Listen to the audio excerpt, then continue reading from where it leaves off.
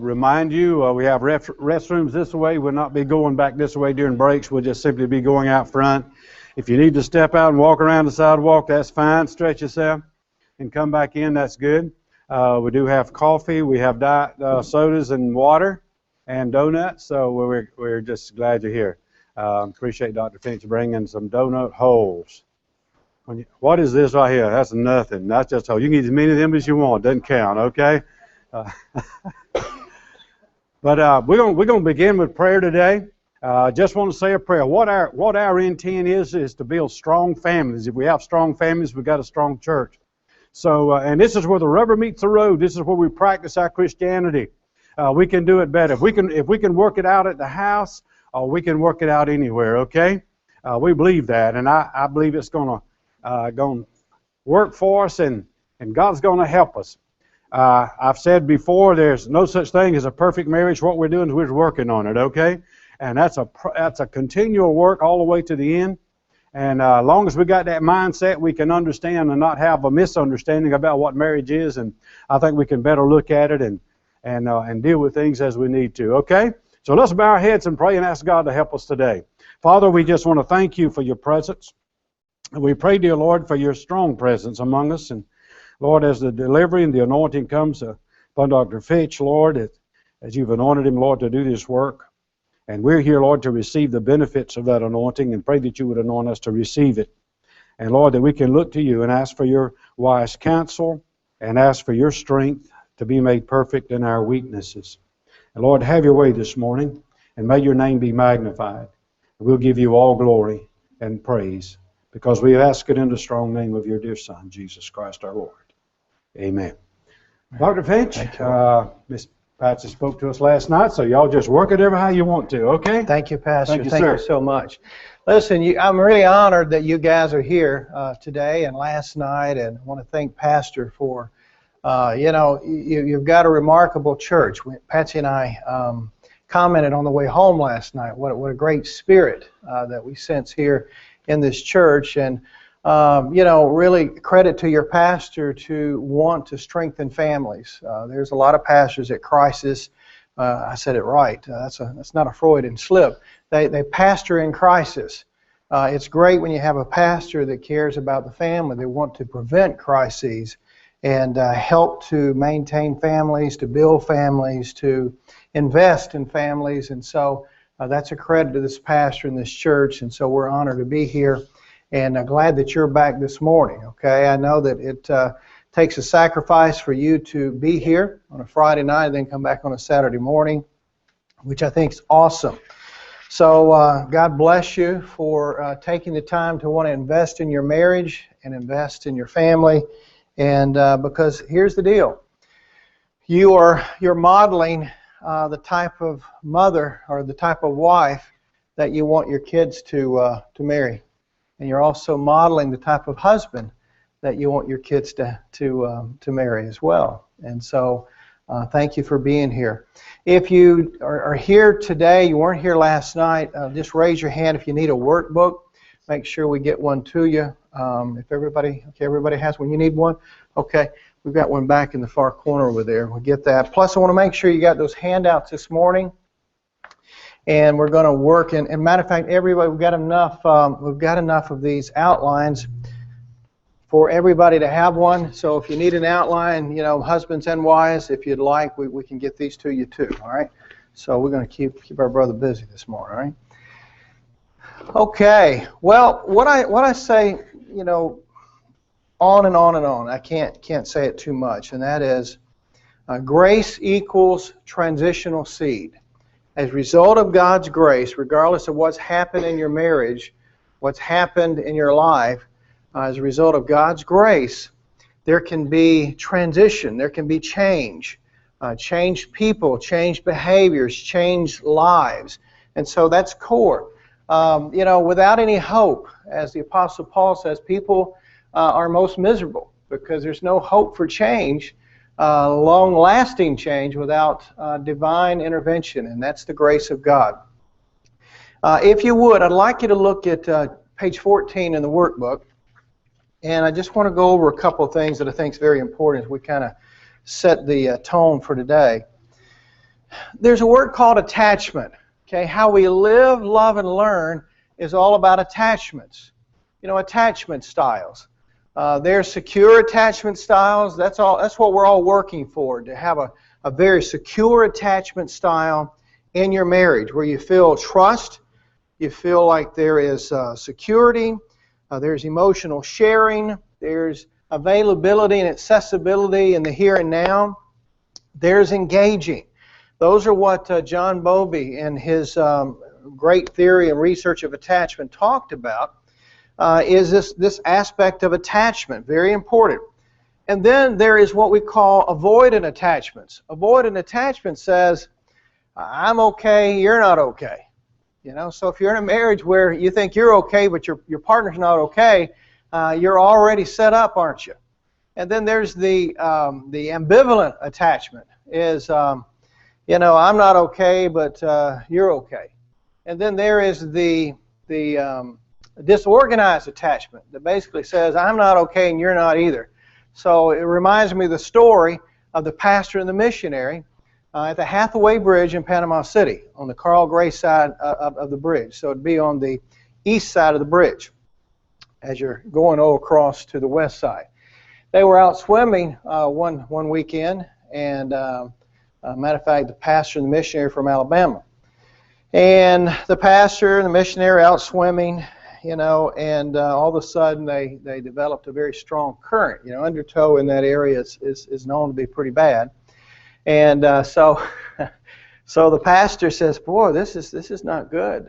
We better head back towards the shore here. And the missionary says, oh, my Lord, he says, I don't know if I'm going to make it. I think I'm going under. I don't think this is good. And the pastor said, look, get away from me. I'm going to live today.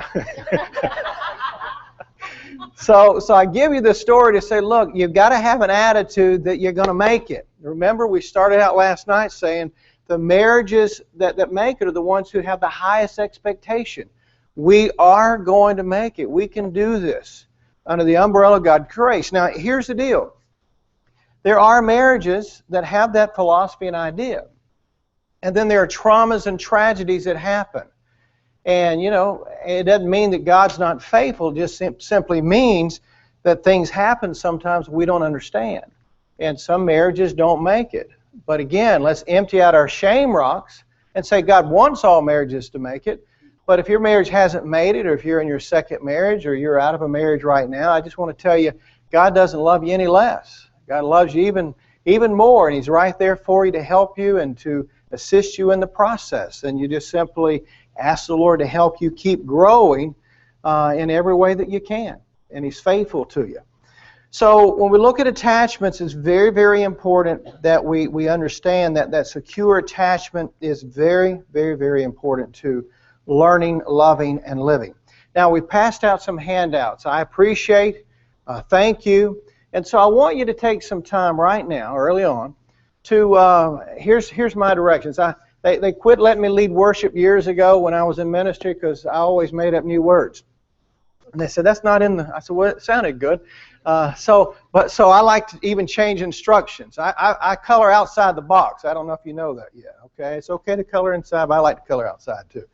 So what I want you to do, just ignore the instructions. Here's what I want you to do. Write, circle, maybe one of you circle 3 things that you appreciate about your partner, and the other one can underline 3 things that you appreciate. Thank you. And then the other one is I appreciate. I just want you to take some time to do that. And then I want you to look at each other and touch each other. Well, I'm so sorry. I had to apologize up front. I'm asking you to touch each other. Right here in church. Isn't that something? You know, as a matter of fact, before the day's over with, I'm going to reinforce something. Your homework assignment, I'll go ahead and give it to you. I want you to pray more together in daily devotion. I want you to touch each other more. I want you to hug each other more. I want you to kiss more. I want you to caress more. And I just want you to be with each other more. I'm sorry, right? If that offends you, I'm sorry.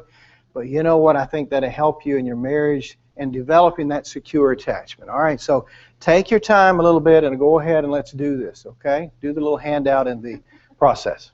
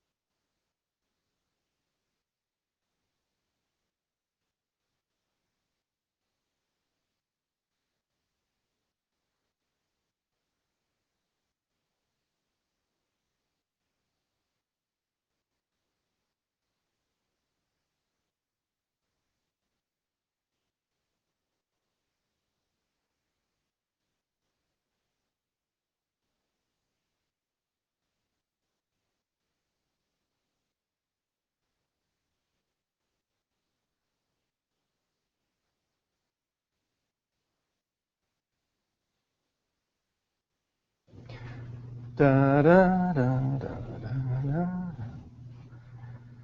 All right, when you're done, I want you to look at each other and touch. There we go, touch again. And just tell your partner what you wrote. You know, obviously maybe you've seen it, but just re-emphasize. Hey, this is what I'm saying about you.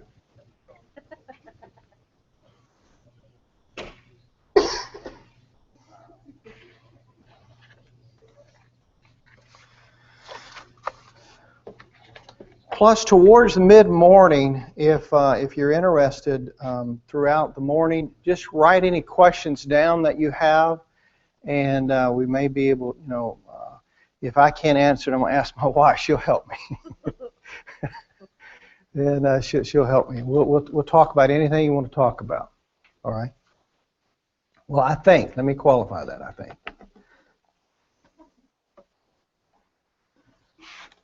I was sharing with the pastor that you know, we have just recently taken a huge leap of faith and opened an office out at Panama City Beach at the village at Grand Panama, and it's just a real blessing of the Lord that we're able to be out there.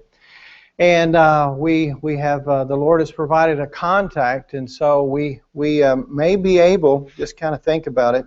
We hadn't really set anything in stone, but we may be able to 1 year be able to have the rates at such a level where we could do an overnighter, you know, on the beach at the resort, and do a big conference.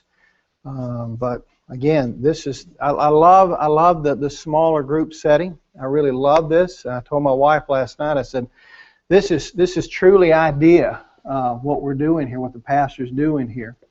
But it would involve many other churches from Southeast and just a lot of different people that we may do, but I think the smaller group setting should never go away. This is the right way to go, you know. And then the other would just be added information and education and just an opportunity to get away from town. We had a great drive this morning coming up to this beautiful day, isn't it? Are you glad to see the sunshine? Wow, I tell you, I was getting depressed. Anybody else? Lord, give us some sunshine here. And, you know, if we'd have had a little more time, my wife would have had me stop at the second yard sale. We hit one. First Assembly down the road here, we hit that one, and then we saw these girls out the sign downtown, and she goes, oh, there's another yard sale. I said, no, we got to go. And she was hoping, you know, GPS, recalculate. No, it's all good. All right, good. How did it feel to identify some of these things you appreciate and that you want to say thank you for? See, that's to get you in a habit of saying thank you. You know, that's to get you in a habit of saying I appreciate. You know, this morning, this is a quiz. Don't hold your hand up. But how many of you said I love you yet this morning? I love you. I appreciate you. Good morning. Okay, good. So, you know, I just want you to get in the habit of love bank deposits. As a matter of fact, what we're talking about here is a love bank. And a love bank is based on, in essence, the research says 20 love bank deposits to 1 negative zinger. And, you know, I'm a great man of faith and power and love, but with people I see, I say, well, look, if you'll just do 5 to 1, we'll be good. You know, because the biggest battle for your marriage is time. Okay? Unless you're intentional about connecting with your partner, there will be, and I'm going to use this term always, but there will always be something else that will interrupt your intention to connect and have time with your partner if you're not careful. Even children, as wonderful as they are, you know, they take a lot of time. Work, as wonderful as it is, because we had to drive our vehicle, and we had to live in our house, and we had to purchase food, and we had to have insurance, we had to do all those things. But you've got to be intentional about time and connection, or it will be stolen from you. So you have to be intentional about time. Here's the deal. If mom and dad are healthy, then that's going to trickle down to the children. and then to the community and at work and everywhere else. But if you're not healthy up here, it's going to be an issue for you. So that's why I say self-care is so important. So if you're single today, or let's say your partner's not here today, the greatest thing you can do for your relationship that maybe you're praying desperately for and you're asking God to intervene and help would be to take good care of you. Take time for your prayer life, take time for exercise, take time for eating right, take time for being around positive friends, take time to just clear your mind, and realize that worry never solves anything. Worry only creates anxiety, and anxiety picks up to a place driven by stress, and then you get into the loop. And when you're looping and looping and looping, guess what we do? We say things we don't mean to say. We do things that we probably don't need to do out of desperation. And guess what we're doing? We're reinventing the cycle of the more you pursue, the more the other person withdraws. The more you pursue, and then they look at you already. They're looking. You got to remember, an injured partner, whether that's you or your other partner, most of the time it's both, is looking at you through a lens of hurt and pain and injury. We call it attachment injury. And when there's attachment injury, you really can't pull those lenses off and see them through admiration, fondness, and appreciation. So the more you pursue out of desperation to want to make this work and worry, the more you really push them away, and more they continue to see you through eyes of control or manipulation or trying to tell them what to do. Now, when's the last time you had to correct your child, and the more you try to correct them, they just simply rebelled more? Anybody happen to your children? Well, we were growing up. You know, our children were growing up. You know, sometimes you try to correct them, and the more you try to correct them, the more they rebel. So there's that cycle again. So you work to model as best as you can, take as good care of you can, place it in the capable hands of an almighty God. And you know what? Take a deep breath. That's a good day. Because then what you've done, you've gotten out of the way. And if we get out of the way, it's a good day. We're planting the cross of Christ firmly between us and that emotional pain that we're experiencing. Right? Faith is the substance of things hoped for, the evidence of things not seen. You may not be seeing it with your natural eye, but I always love this part. Something happened while Peter was in prison. You know, while he was sleeping, something good was happening. So I'm going to tell you, you know what? I rest my case when I say, Lord, I don't know what else to do. I release it, casting all my care upon Him, for He careth for me. And that's the greatest thing we can do. All right, so look at your partner and say, that's good. That's good. That's good. All right. All right, let's look together here. Remember, we talked about the solid marital house last evening, and we encouraged all of you to take a look at this, and we're going to build on this all day today, all right? So here we go. We talked last night, relationships, you need a habit of mind that scans the world for things that you appreciate. Well, we just did a little exercise to encourage you to start getting into an appreciative mode. Now, here's the big question. From the time you wake up in the morning till the time you go to bed at night, what percentage of messages are positive and nurturing that you give you about you and your marriage?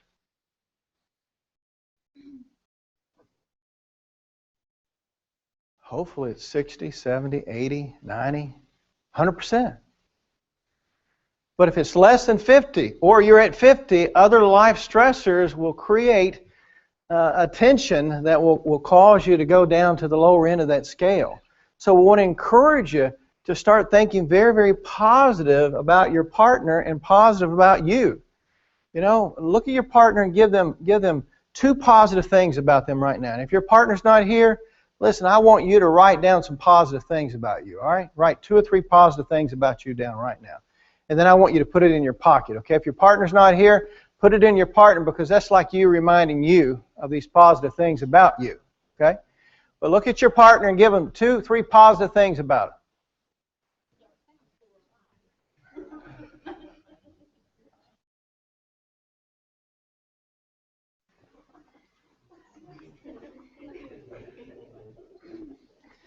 Now, while you're at it, go ahead and keep on. So you guys weren't through yet. I was watching. Y'all were engaged. And I was watching you interact.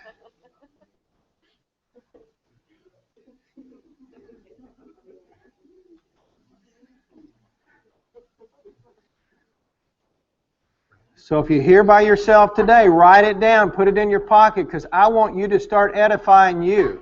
I want you to build you up. Okay?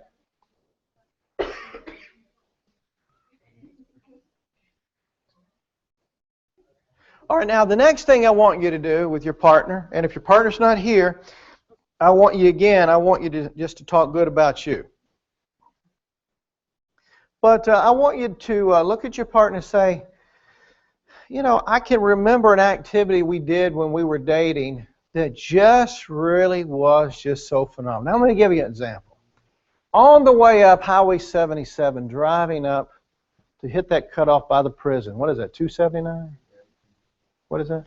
Greenhead cutoff? Is that what it is? Okay. Okay, yeah, that road there. I know where it's at. I don't ever look at the road signs. That's typical male, right? My wife would tell you, but I'm turning here to the left. But we were on our way up and happened to see Lake Merrill out there. And I said, do you remember Lake Merrill? She goes, yes, I remember Lake Merrill. She says, oh, it still makes me feel so wonderful to think about Lake Merrill. See, when we were dating, we used to hit Lake Merrill before they put the fences up, before they had all the houses out there. Matter of fact, before they messed up all those sand ponds, we hit a lot of them. We did.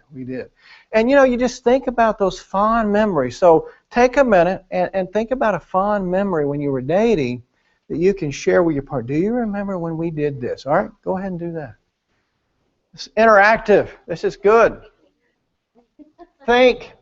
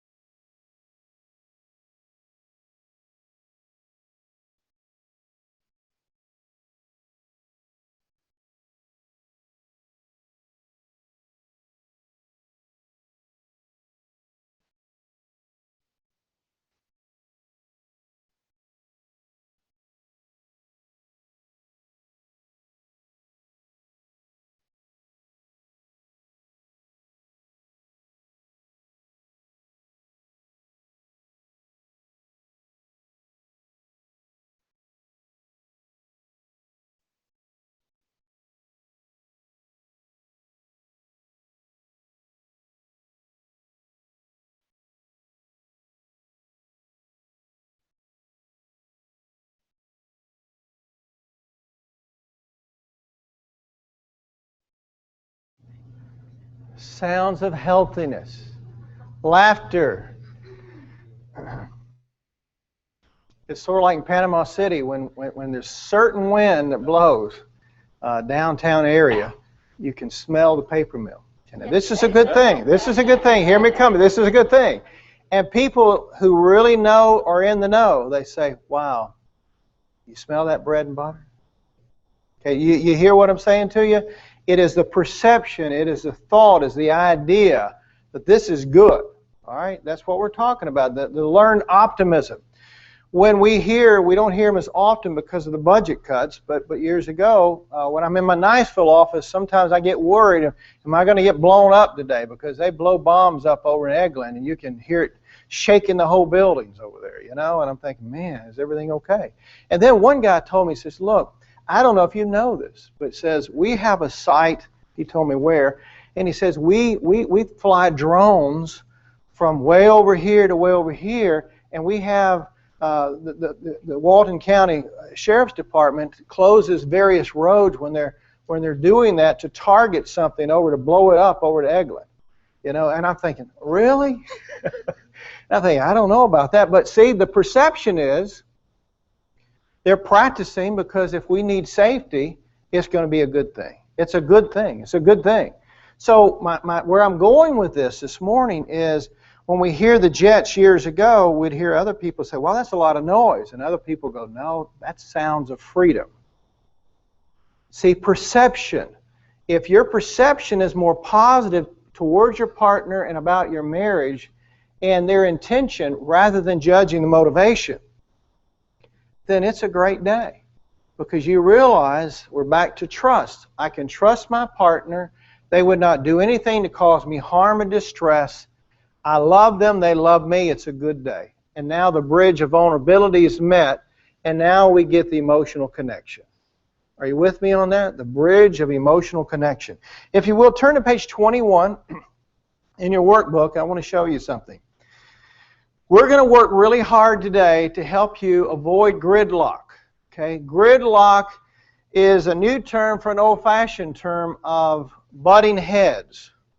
Okay? When there's gridlock occurring in a marriage, I'll give you some examples. There's no humor in your conversation. So humor leaves the marital process. There's feelings of rejection and conflict. When there's a conflict, a partner feels rejected. Talking. You're talking on such a surface level, but there's no really connection. You're stuck. Okay. Yeah. Okay. All right. Yeah. Okay. Okay. Digging in my way. My way is the right way. Your way is the wrong way. Those are signs of gridlock. And then detachment, where there's just simply this sense of detachment and you're not really connecting on very many levels at all. And, and I think that's very, very important. So here's what I'd like to do. We're going to do a little exercise. I tell you what, let's do this. Let's see how to do this. All right, here's what I want to do. I want you to spread out, okay? It won't take but a couple minutes. This is a good exercise, all right? So what I'd like to do is I want all of the couples to spread out to the outside areas. And if you're here by yourself today, your partner's working, you're not here, I'd like you to come up all the way to the front up here, if you will, with me, all right? Matter of fact, come on up and be front row Baptist today, all right? Good. Yeah, if your partner's here, go ahead and spread out, because I'm going to have you guys do an exercise, and then I want to talk to the folks here that's with their partner, without their partner, okay? Okay. I want to give you guys that are on the outline areas here an exercise to do.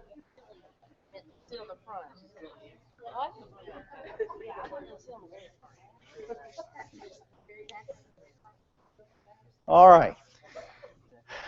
There's three healthy ways of communicating that I want the couples that are here today to work on. All right.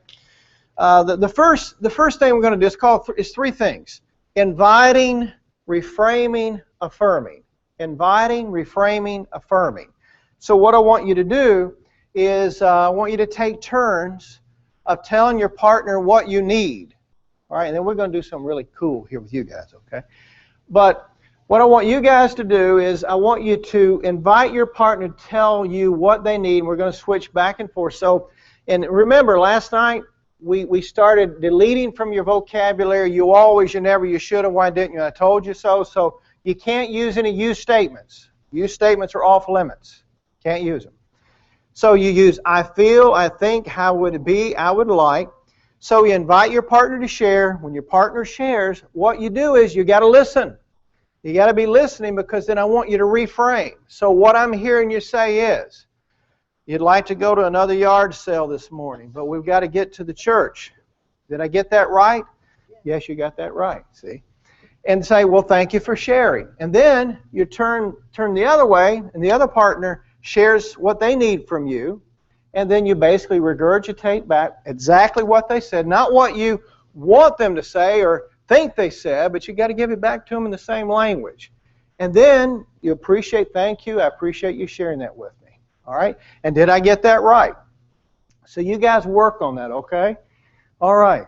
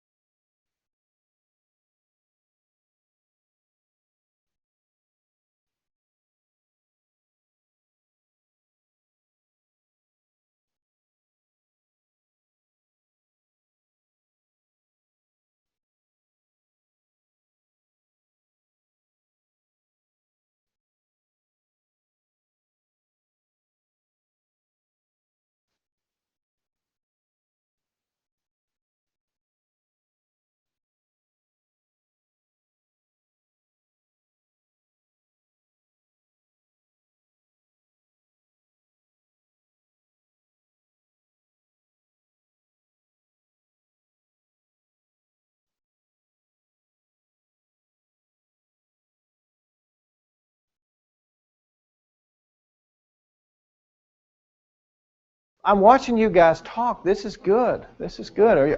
Have you just now? Have you been able to go back and forth? Or are you in the middle? You're in the middle here.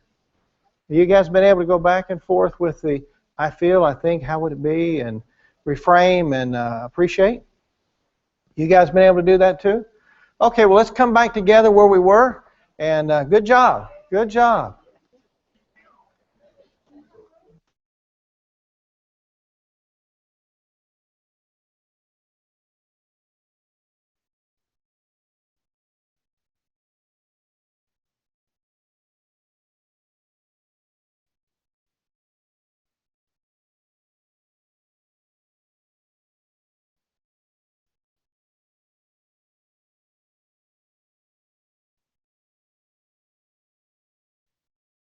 All right. Good job, everybody. I watched you guys. Y'all did good. Y'all did good. Excellent. Excellent. All right. All right. How's everybody doing? We're right up on an hour here. Do you need a quick break? I want to be very sensitive to anybody need a restroom break or stretch break, anything. You good? After that, yeah. All right. Let's take a little break here, okay? Go get some more sugar.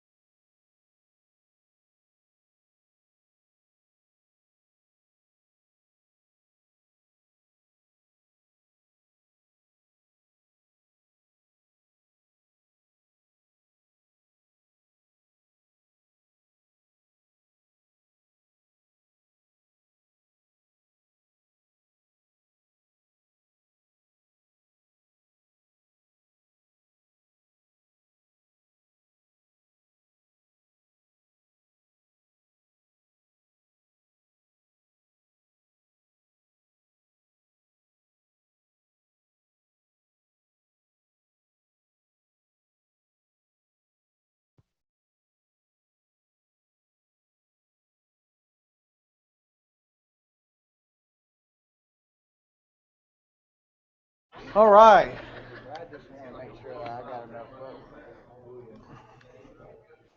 Good deal. All right, we're going to get running here. Good morning. I don't know if I'll back up on that or not. Maybe not.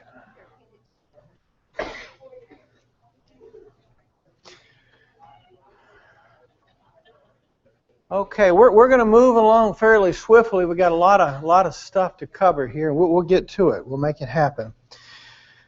All right.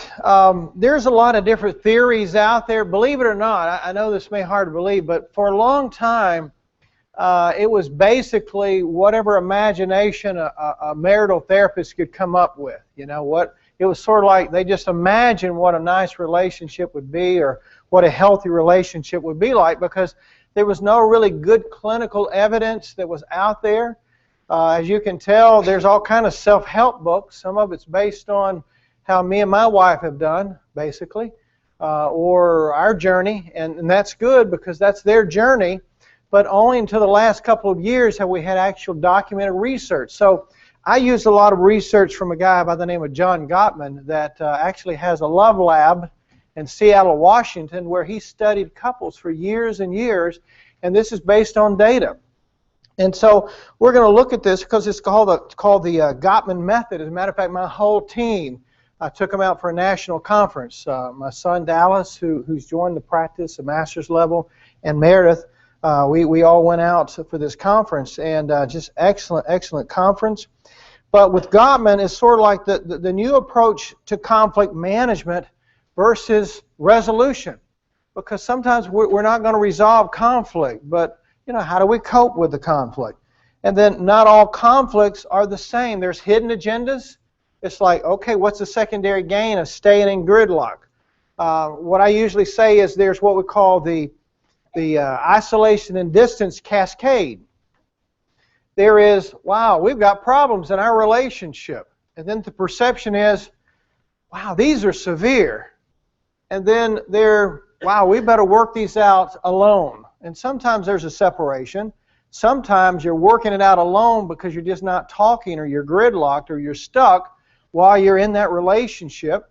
And then there's what we call parallel living, where you're in the same house, but you're just going different directions. You're talking about the kids, or you're covering the rent or the mortgage and the basic stuff, but you're just not really connecting. And then at the bottom of that cascade is what we call the isolation and distance. When that happens, there's vulnerability, and that's when the setup for affairs come into play. It's because you've not really addressed those issues that got you to that place of isolation and vulnerability. So we're going to look at those things as well, and then building a basic relationship skill set is very, very important. Now we'll go to the next slide. I want to watch this first video clip here, and then we'll go from here. All right?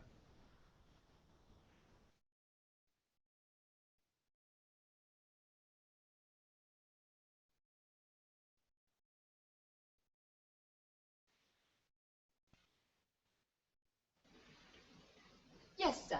I'd like to have an argument, please. Certainly, sir. Have you been here before? No, this is my first time. I see.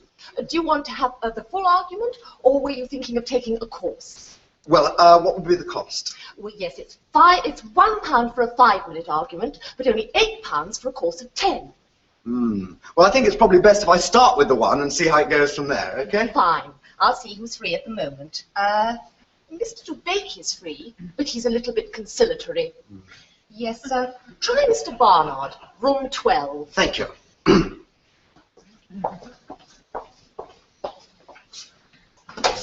What do you want? Well, I was told outside. Don't give me that, you snotty-faced heap of parrot droppings! What? Shut your festering gob, you tit! Your type makes me puke! You vacuous, toffee-nosed, malodorous pervert! Look! I came in here for an argument! Oh, I'm sorry, this is abuse. Oh. Oh, I see. Well, that explains it. Yes. Oh, no, you want 12A next door. I see. Yeah. Sorry. Not at all. No, that's all right. Stupid git.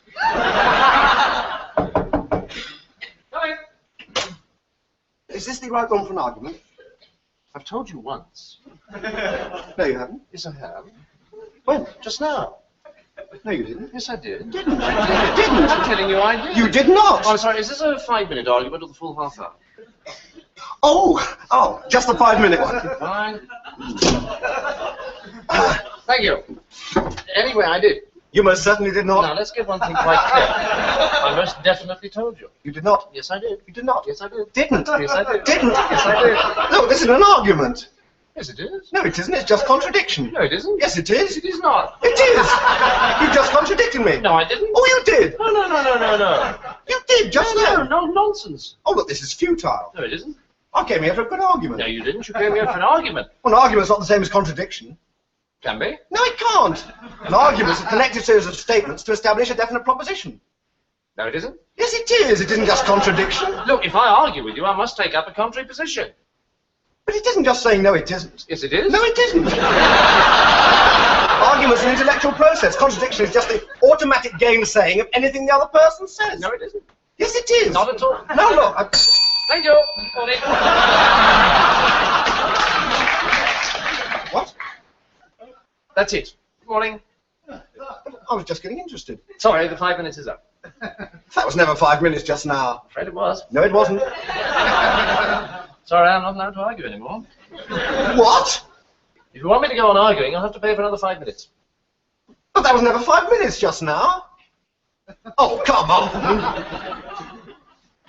This is ridiculous. I'm very sorry, but I told you I'm not allowed to argue unless you pay. Oh, all right. There you are. Thank you. Well, Well, what? that was never 5 minutes just I now. told you I'm not allowed to argue unless you pay. I just paid. No, you didn't. I did! I did! Look, I don't want to argue about Well, that. I'm very sorry, but you didn't pay. Aha! Well, if I didn't pay, why are you arguing? Gotcha. There you are. Is that? If you're arguing, I must have paid. Not necessarily. I could be arguing in my spare time. I've had enough of this. There you have it. Oh, shut up.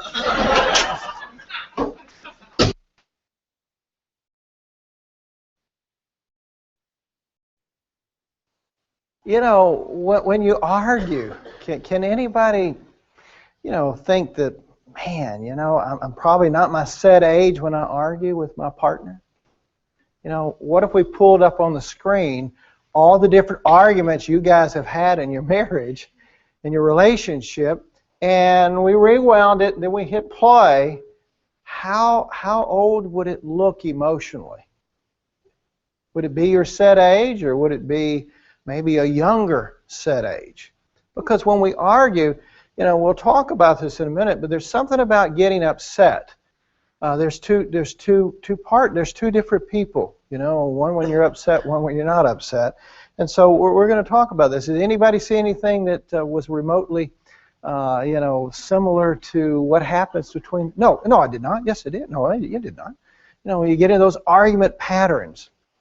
So that's why earlier I had you use I statements. I feel, I think, how would it be, I would like. Can we talk about this? These are all very, very, very important. So any questions so far about, conflict and arguing? We just saw a little clip about that. But anything from last night or today that you've got questions about, you want to talk about at this point? Anybody? Any questions about your friends? Anything? Still waiting for those. Okay. Write some down if you want to, and we'll have some time at the end to talk about it. All right. Let's go to the next one here that I think will be important. All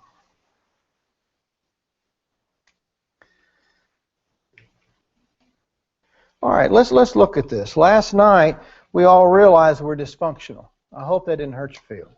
Okay. But we're going to work towards on what is functional. So what is dysfunctional in relationship? All right, and this is true research, okay? What is based on real research is more negativity than positive is dysfunction. If you have more negativity in your relationship than positive, it's dysfunctional. Secondly, escalation of negative affect or negative emotion is dysfunction. If there's a lot of negativity in this relationship, we've got to get it out and work through it. Now, I'd like you to get your workbooks again, and I want you to turn to a page here on the Four Horsemen. And I'll just kind of introduce those to you, and we're going to be talking about those. If you will, look over at page 12, and we're going to see how these play out.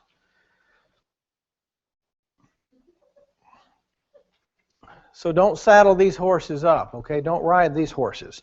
The first horseman is criticism, where criticism involves attacking someone's personality or character rather than with specific behavior, usually with blame. So, you know, let's be honest, anybody in here been riding that horse in your relationship at some point in your life?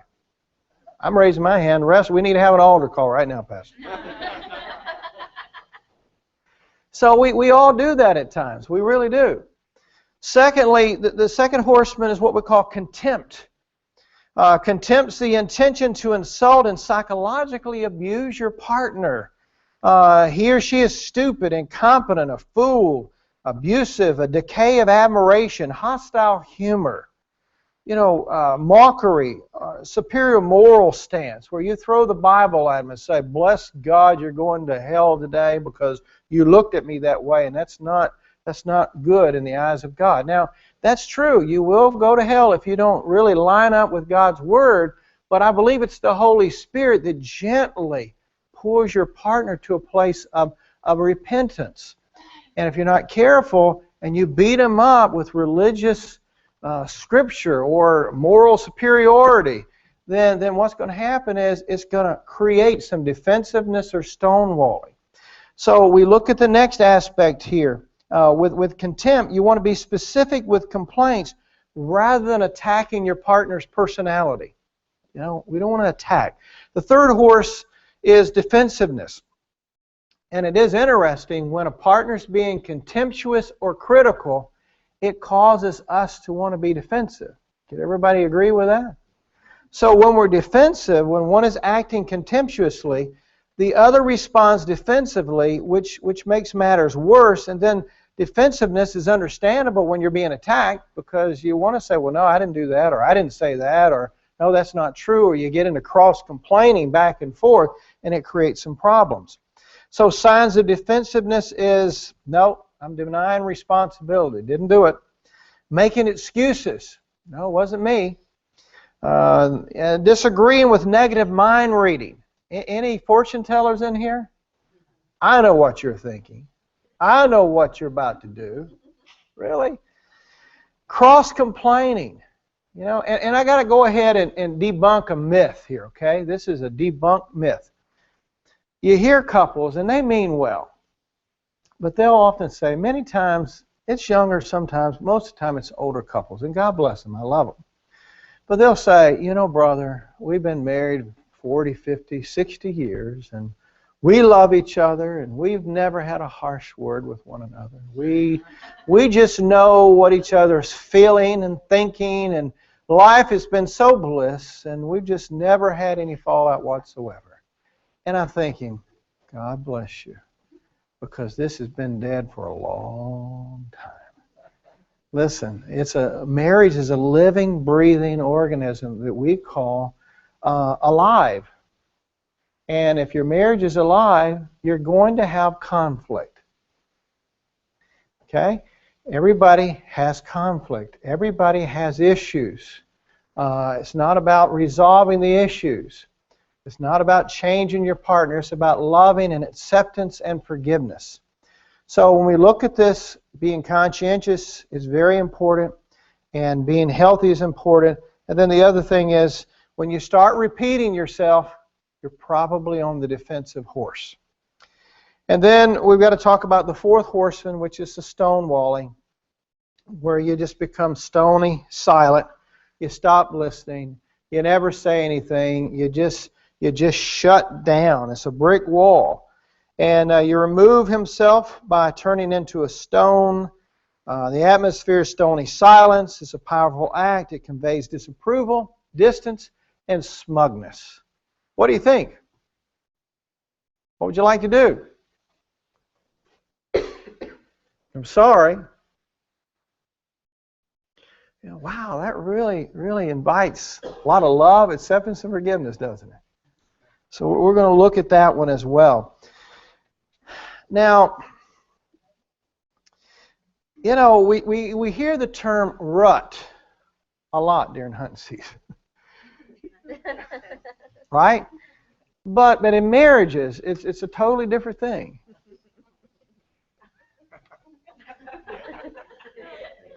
I'm waiting you to catch up on me here, okay? Routine, uninterested, and tired.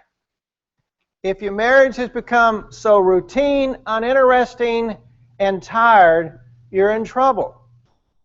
We really want you to get to Crest. When we go to Crest, it's creative, it's respectful, it's excitement, it's sensitivity, and it's togetherness. And that's really what we've got to work to do. Okay? I remember your parents teaching you this little modality. You know, before you cross the street, remember that? I've added a few things to that. But watch. In your marriage, you got to watch. Look. See, especially if you're watching and looking and that's engaging with your partner already. Just if I'm watching, if I'm looking, you know, if I'm thinking, if I'm breathing, if I'm praying, then I can act appropriately and align myself, because all of these modalities that are very simple helps us be aware, helps us align, and then the action is a form of assimilating that we are actually aware, aligned, and assimilating and being together with our partner and growing with them. But if you're not thinking and you're in the numb zone, you're going to miss it, right? So let me encourage you to do that in every available way, all right? So we'll go to the next area here. All right, what is dysfunction in relationships? When we look at this one, you know, when we talk about dysfunction, and again, I told you that all of us are dysfunctional. It's the only degree that there's function. So when we look at that, it's very, very, very important. So we look at the next aspect here of dysfunction, and we realize that emotional disengagement and withdrawal is dysfunction. Okay, if you're emotionally withdrawn from your partner and you're not really engaged emotionally, that's dysfunctional. And then failed repair attempts, where it's not just a perpetual, but now it's moved to a place of you're not having active dialogue with each other. You're not talking. The research says if you can find a way to communicate and dialogue about perpetual issues, you can work through them. But if you shut down and you're not communicating, then you know you're not going to work through it, because it says you're not emotionally connected enough to even communicate, right? So, and then negative sentiment override. There's too many negative withdrawals from the love bank. See, the 20-to-1 ratio, and I've given us all a break. Hey, if you just worked 5-to-1, 5 positive, 1 negative zinger, then we're good. A negative zinger is a put down of some level, and that's a withdrawal in the bank account. So can you imagine what happens if you keep more withdrawals coming than you have deposits? What happens? We're in the deficit, aren't we? So a matter of fact, let's do something right now. Would you work with me on this? Would you agree with your partner today that you're going to go ahead this very moment and you want to close your old emotional relationship bank account? We're just going to close it. Because there's a good chance that there may be, you know, adjustments needed, and maybe you tried to balance it for a while and it's just, I don't know, so frustrating. Matter of fact, let's just go ahead and change emotional banks to more of a positive one. And that way you get a fresh start. All right? So what I'd like you to do is turn to your partner and tell them 3 wonderful, awesome, great things about them. All right? And we're going to go with 3, and then later on we'll get the other 2 before we leave today. Okay? Remind me to get the other 2 in. All right? So turn right now and tell each other 3 positive things about each other, because this is a brand new bank account.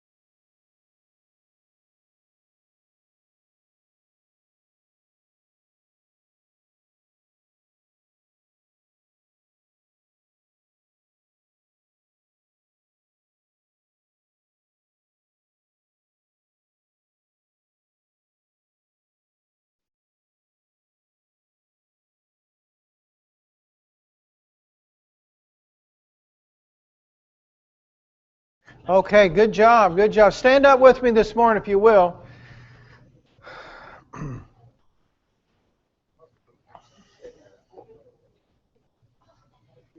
All right, first thing this morning, I want you to give yourself a butterfly hug.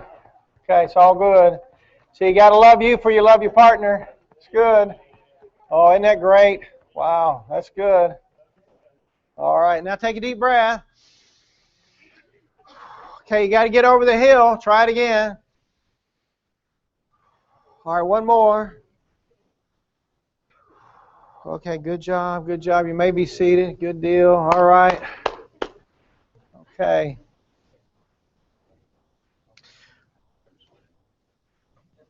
How do you psychologically, how do you physiologically soothe yourself? See, you're the only one responsible for calming yourself.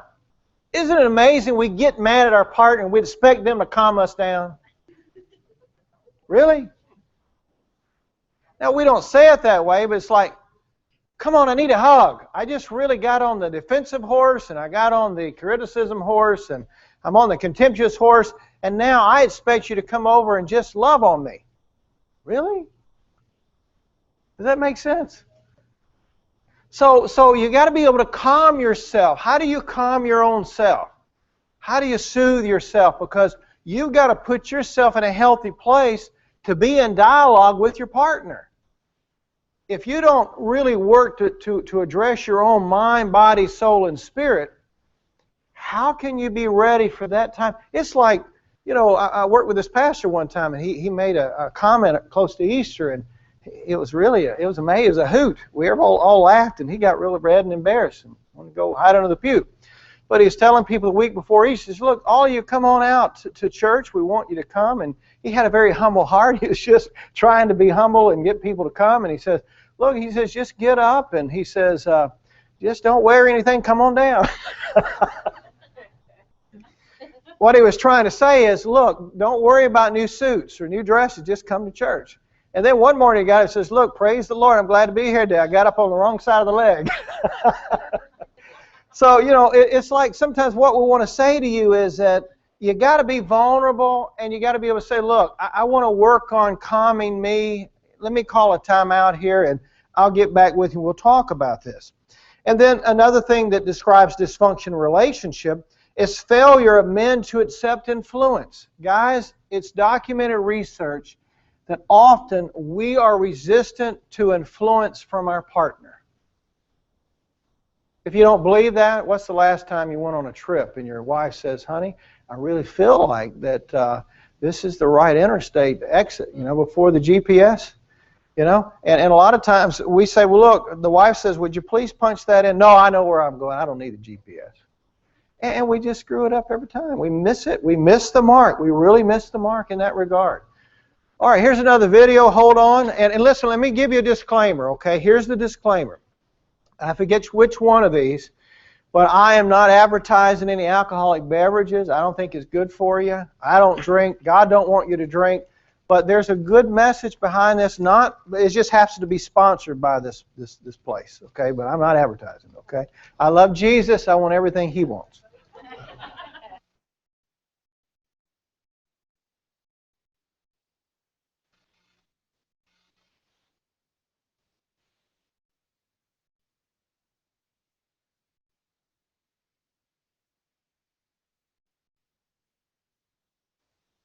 There are going to be descriptions of each one of these just to kind of come back in and look at it. Okay? Criticism. See if you can find yourself in these.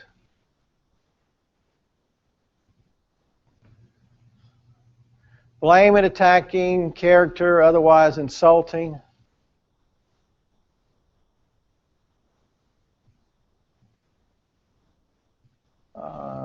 There we go.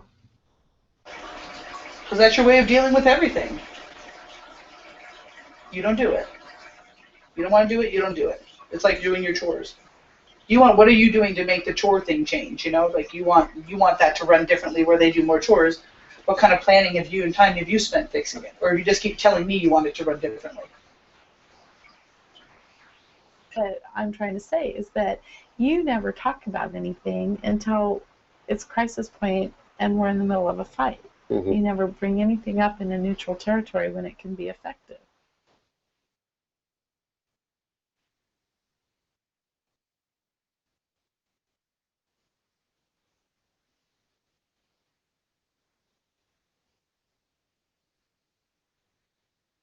Talk to you? Well, Bart, like I said, But it's you're not a always good watching time. TV. What do you mean I'm always watching TV? I'm working. Can I watch the news? You're always watching TV and the kids. No, the TV's usually I off. can't watch a little bit of TV. Yeah. Because you look at me, you know, you always says that Honey, you it's failed again. It bothers me. because money, see, money is so important to you and really not that important to me. And I am trying to understand. I'm trying to somehow grasp how important it is to you, but I fail to get it. I just don't get it because it's not, to me, it's not as important.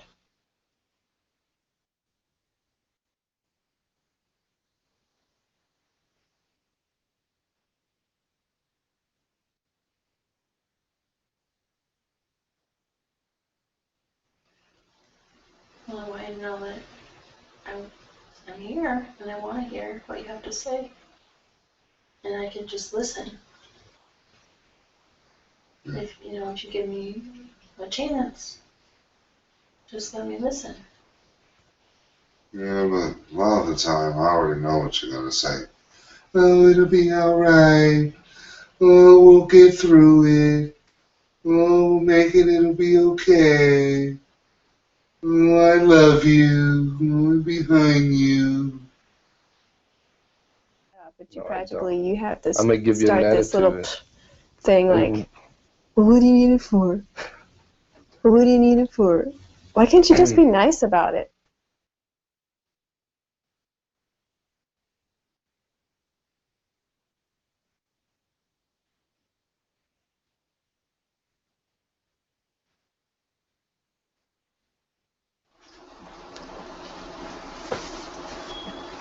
So,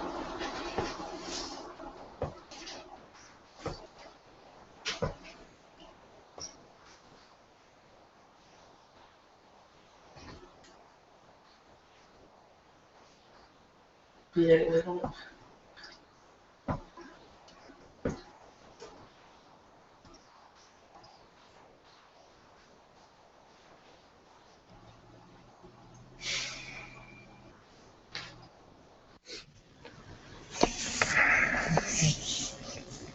Well,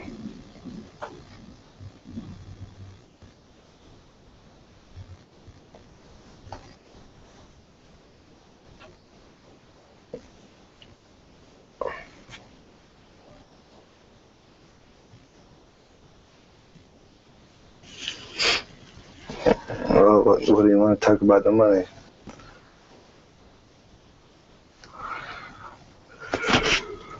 What about you? I talk about on the money part.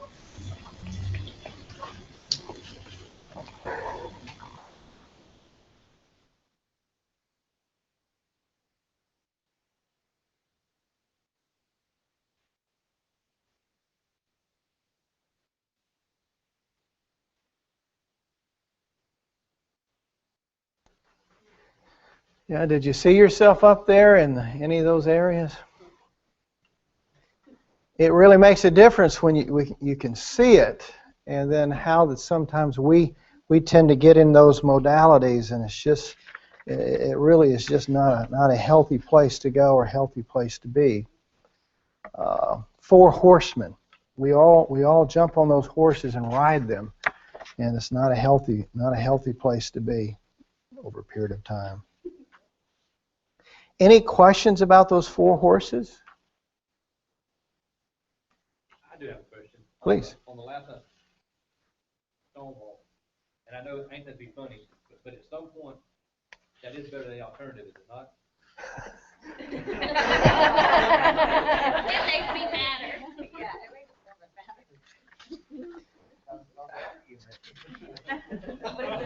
You even hear me right now? I wasn't. I mean, I mean, that's because you have to escalate it. Shut it down.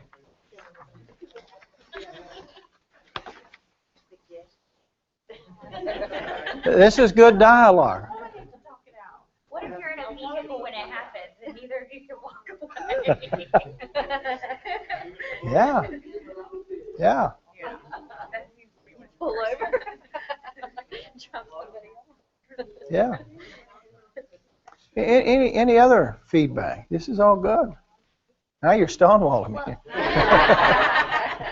I think too it's important to understand that some people take longer to process than others. So where some people may pause for a length of time or say, I need to stop and we need to revisit this. At least for me, that's been tremendous because I don't think I'm the stonewaller. but I do take longer to process than he does. So where it appears that I might be stonewalling, I'll come back and revisit the issue, and he may not. Jill, if we're keeping tally, that was a zinger there for you. No, but I am the contempt. I will own that one. This is good. Anybody else want to?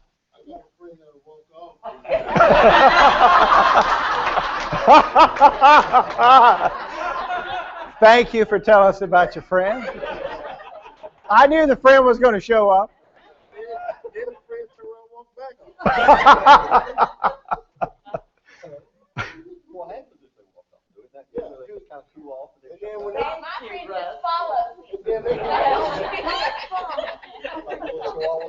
And when they come back, you need up to walk up.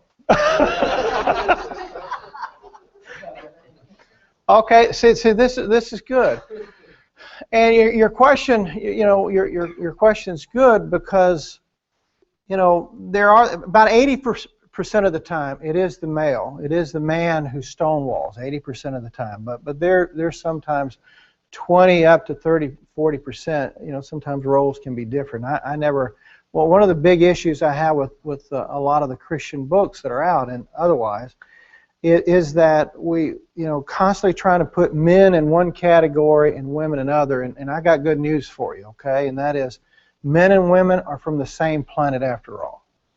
I really like that. That really helped me out because I was trying to fit myself in, for years I was trying to fit myself in some of the authors' modality that all men do this. And I thought, whoa, something's wrong with me. God, you made me different. Or all women, because I have women say, I read these books, this doesn't sound like me at all. And I say, well, sometimes roles are reversed. But in talking about that, I think it's very important. We go back to how do you self-soothe? See, being able to self-soothe yourself, to calm yourself, is very, very important. Now, we're going to pick up on some of this in just a little bit about the self-soothing process because there's two of you. There was years ago when I first started in therapy, and I had somebody come in and I said, well, welcome. How are you doing today? She says, well, we're all here. And it cued me. And just to start out with, I thought, okay, we're all here. Okay, that's good. And I was just watching. And then always be aware when the hairs on the back of your head start standing up, it may not be lightning, okay? It may be something else. And wasn't long, George showed up, and then Sally Mae showed up, and Jill, and Jamie, and they were all mean and mad and baby, and I mean, it was back in the multi-personality days, where, dissociative identity disorder, where there truly are, you see the whole character of somebody change, and it's not demonic, it's mental illness. There's a difference between, years ago when I worked in a psychiatric hospital, had a psychiatrist, I ran a program called CHARIS, Christian Healing and Renewal and Sanctuary, 85-bed facility. And we had a spirit-filled young man down in the adolescent unit. And the psychiatrist came to me and says, look, I need you to go down, I need you to discern. Is this of a spiritual nature, or is this of a decompensation of mental health issue? And I said, well, that's good that he's concerned about which it is. Because they were down there rebuking and had taken them down and just shaking them on the head. And I thought, well, we got Pentecost going on here. This is good. Old Pentecost. Okay. Not being negative, but I went down and discovered, no, this is of a mental health modality, and this is not of a, it is all spiritual, but it was not of obsession or oppression. They were oppressed, but they weren't possessed. Difference. But coming back to, listen, in all honesty and not being silly about it, but listen, some of you more than likely look possessed, and certainly oppressed when you get extremely irritable and mad and agitated. And it's very important that you learn to self-soothe. And the greatest thing you can do is say, "Come, Holy Spirit," and breathe. You can't go wrong with breathing. And us guys get stuck sometimes, like, what am I to do with this? I don't know how to handle this. I can't fix this. And most of the time, your wife don't even want you to fix. They just want you to listen. Okay? And so if you just simply say, here's what you do if you get stuck. Wives or husbands, hey, what do you need from me? How can I help? Is there anything I can do? Do you need something from me? And then there's nothing wrong with calling a timeout either. Look, can we call a timeout?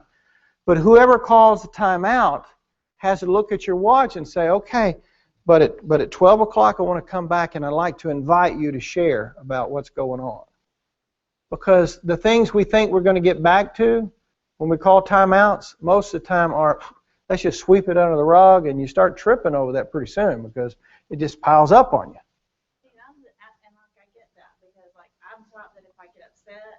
I don't want to say something out of anger in that moment, and he'll see me look away, and I can't say anything. It's like I need a minute, and I have to go, and I have to calm myself, like you said, and then because I don't want to say anything hurtful to him, it's something that's upsetting me.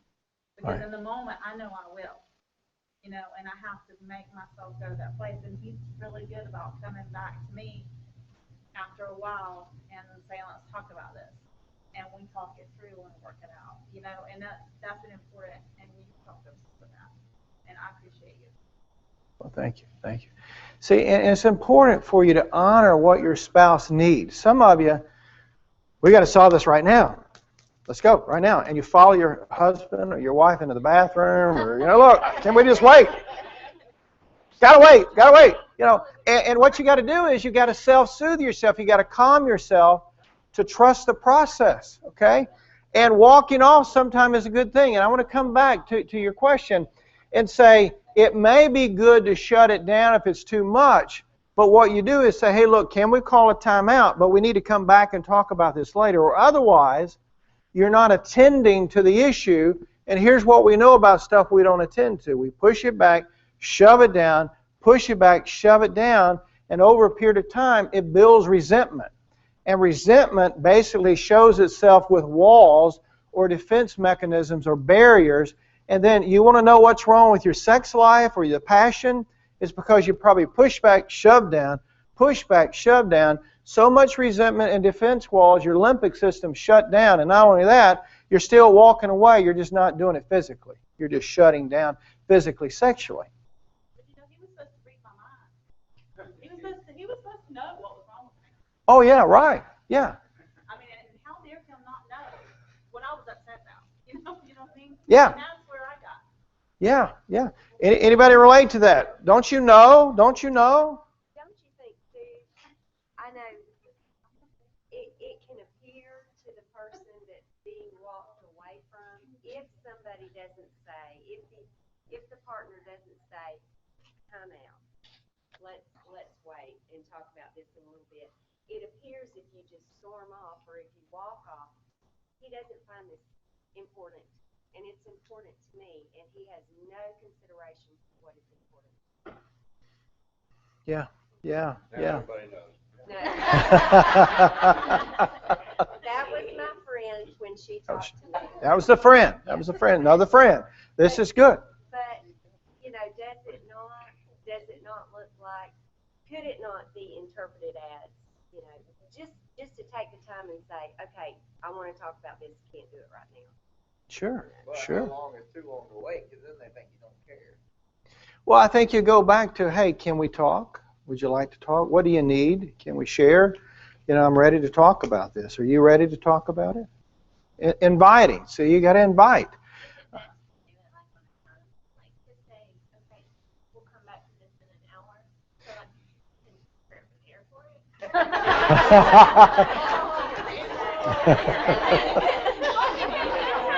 Yeah.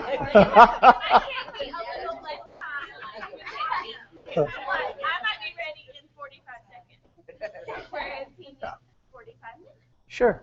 Well, to prepare to calm yourself and prepare to say, did I hear that right? Or how do I really feel? What do I really think about this? Yeah, I think it's a good thing. Okay, but what happens when you get to the point to where, okay, we'll come back for 45 minutes to talk about this, but yet there's still no, I was wrong, you was right, you was right, I was wrong kind of thing. It's just, you're not going to get there. That's right. All right, that's what we probably consider a perpetual issue. And here, that's the difference between traditional therapy and the concept of we're going to resolve this conflict and we're going to do it right now versus, you know what, we're going to talk about how you feel because I'm caring about how you feel and what you think and what you need. And you know what, I want you to hear where I'm at, what's going on. And you know what, I want you to feel heard. Most of the time, if people feel heard and they feel validated, they feel respected, and there's a bridge of vulnerability to say, you know, I really don't agree with this, but you know what, I'm going to honor how you think and what you feel. You know, there's a lot of healing that can happen there. And what we want to do in marriages is build a bridge of trust, and then as the bridge of trust is built over a period of time and you're dialoguing, then that emotional connection takes place.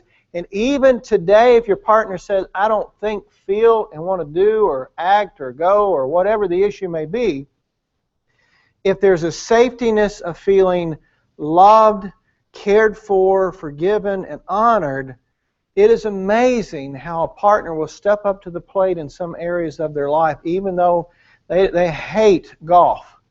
But they'll go out there and ride in the golf cart with you. They hate to go to the Panama City beach and the sticky sand and the salt and everything else and the hot sand and not going to do it. No, I'm not going to do it. But if you build that bridge of honor and respect, then you know what? I'm going. Yeah, we're going to go, but if you'll give me some time around the pool, we'll have a great day. That salt water really burns my eyes.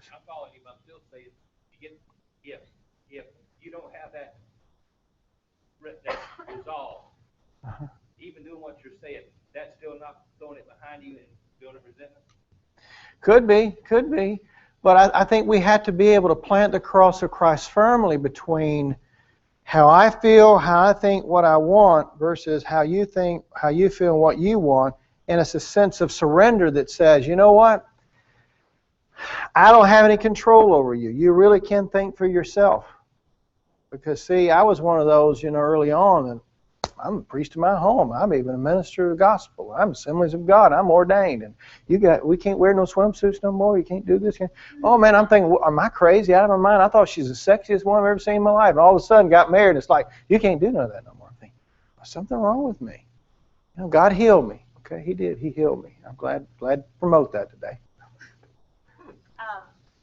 Okay, so what I'm hearing you say is, hey, good job. Woo! Yeah, we're good. We're on course. anytime there's agreement, there has to be a winner and a loser. No, that's not what I was saying. I was saying if there's not a resolution, can resentment still build up? That's what I was asking. What if there doesn't have to be a resolution? Well, I think that's what I've heard too. There's not going to be a winner or a resolution in every argument or resentment. That's right. I understand that. So my point was, so if there's not, could resentment build up still? That's what I was asking. Well, you know what? It could, but you know what? We love Jesus so much, and we're going to ask Him to keep helping us. Lord, touch my mind and help me with my thinking, help me with my heart and my spirit, and help me, Lord, to see, is this where does this come from? You know, where is this coming? It may not be all about the wife. Guess what? Sometimes we're still fighting battles from childhood. Sometimes we're still fighting mama. Sometimes we're still fighting daddy. Sometimes we're still fighting grandparents. Sometimes we're still fighting old relationships. Sometimes we're still fighting obviously the adversary of the soul that would love to create division and divide within your home and your marriage. And you have to be able to say, no, as for me and my house, we're going to work to process this, and we're going to work through forgiveness, love, and acceptance, and and try to move forward from there. And yes, there are attachment injuries and a lot of other things that take a lot of time and process for healing that still can create a gridlock between a couple. But I think what we'll be able to do is in the next couple of minutes, and if it doesn't kind of clear things up for me, come up here and talk to me. Let's talk about it, because I want to make sure that I give you as much dialogue as I can about it today. All right, that sound like a good plan, Pastor? There's a phrase that probably most everybody should have heard. And there's some things that I think are non-negotiable. But there are things that are that come to the conclusion that we're not going to agree on. And we agree to disagree and have respect for one another, even though, and some of these may be biblical issues, like you were talking about earlier, that you struggle with. I struggle with some things. But some of these will be worked out in time. If we can actually plant the cross and allow the grace of God to work, right. Some of these will come about in time. But I think until we can get there to that space, we have to agree to disagree. We're still going to love one another, but these issues, we just have to pick. Right. Right. I think sometimes that gives us space then to work what has to be worked until it's fully resolved. And if you disagree with each other, still have respect for each other. So respect is very important. See, the research says if you have respect for your partner, that's a good day. Because here's what happens. When attachment injuries occur in a relationship, if trust is injured, if respect is injured, it's very hard to turn the corner. That's why we need the cross of Christ even more. Because if trust falls out, okay, I still respect him. Let's say, gosh, you did something that really disrespected me, but I still trust you. Then that's a good day. But if trust falls out and respect falls out, then we really have to seek the face of God to be able to turn the corner, and it takes two people doing this process. So does that sound like a good plan there? Thank you, Pastor, and all your comments. Very good. Thank you. Let's look at this. I'm going to give you some antidotes very quickly. The antidotes are the following. Instead of criticism, work at soft, gentle startups. Honey, baby, darling, I don't know, whatever catchphrases you have, Some of them may not want to say in public, but, you just say honey in public and otherwise, okay? But, instead of criticism, soft startups, soft, gentle startups, okay? Where you're allowing the Holy Spirit to cause you to be gentle. Well, that's not my nature. Well, you know what? Stop and work on it, Got to work on it. Well, that's not the way I was raised. Well, it doesn't matter, you know what I'm saying? You can change. Because there's some things the way we were raised we want to hold on to. Some things we need to let go, right? All right, so defensiveness.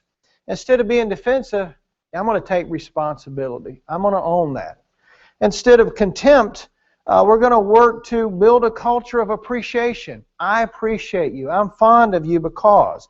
Instead of stonewalling, you're going to physiologically self-soothe. You got to calm yourself in order to use your inside voice or outside voice, wherever you are. You got to talk. You got to use your language because your partner can't read your mind. When we look at this criticism to complaints without blame, that global attack, the sense of defective, something's wrong with you, or you're an idiot, or what's wrong with you. It's sort of like the mother who called the daughter who was sick and said she was sick, and so the mother called the daughter and says, "Look, are you any worse?" How about, are you any better? What do you need from me? How can I help you? I love you. I'm proud of you. That you work to create that sense of healthy appreciation and fondness. And then with the defensiveness, when we talk about defensiveness here, we've got to talk about instead of an automatic knee-jerk reaction to criticism, we simply calm yourself, let's listen to some nice music. Let's relax. It's like, I tell people sometimes you're driving down the road and you see something very aesthetically beautiful. Like in Thomas Drive in Panama City, not Thomas Drive, but Beach Drive, downtown. Very often, I'll do that on my way to Hunt's Oyster Bar. Okay,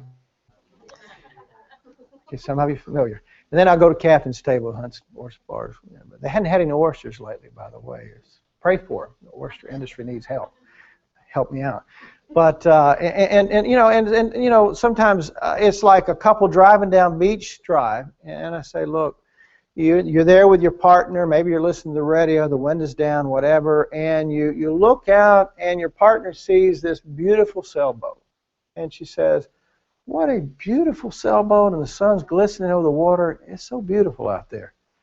And you don't respond. You simply go, yeah, I hope the oysters are good today, I hope they got some, Now, listen, guess what? Did you hear something there? Missed an opportunity. The window of intimacy opened up. And we could miss an opportunity to connect, to say, yes, it is beautiful. Wives, it'd be like you. Driving down a country road and your husband says, baby, look how beautiful the brush is out there. And, it's fairly thick, but just beyond there is a nice ledge out there. And I've got a beautiful tree stand out there. And a food plot's looking beautiful. I know it's going to be beautiful. And, I'm just waiting, it's just going to be good. Next year, I'm going to do even more. And you don't even respond.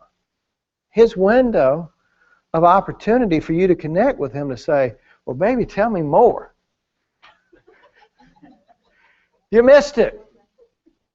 Guys, your wife says, they've got a sale in Dothan or in Panama City, Pier Park, I'd like to go. Or I want to go to Chipley and I want to go to the yard sale, this afternoon. Because the Methodist Church is going to keep the yard sale open for a while, So I want to go. And I'd say, oh, yes, baby, we're going, See, the window of opportunity connected. If you miss those moments to connect, what are you doing? This is the greatest thing that God has brought into your life. It's the greatest focus. And if your partner's interested in something, you're interested in something. If there's a subject they're talking about, wow, you want to listen. Guys, it's like us. We've got to be able to listen.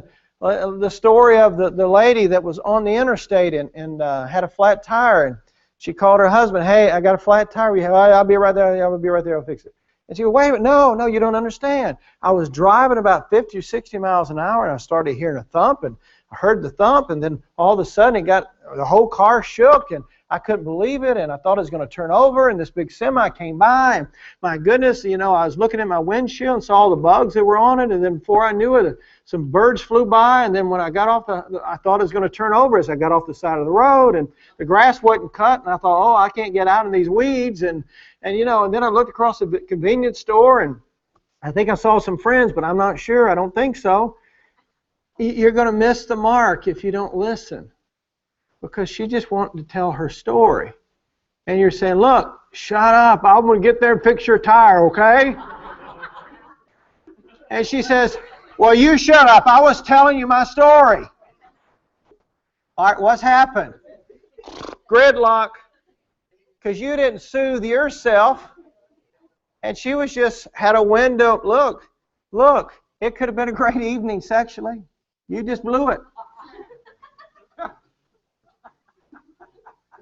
What, over listening or fixing the tire? No, listening.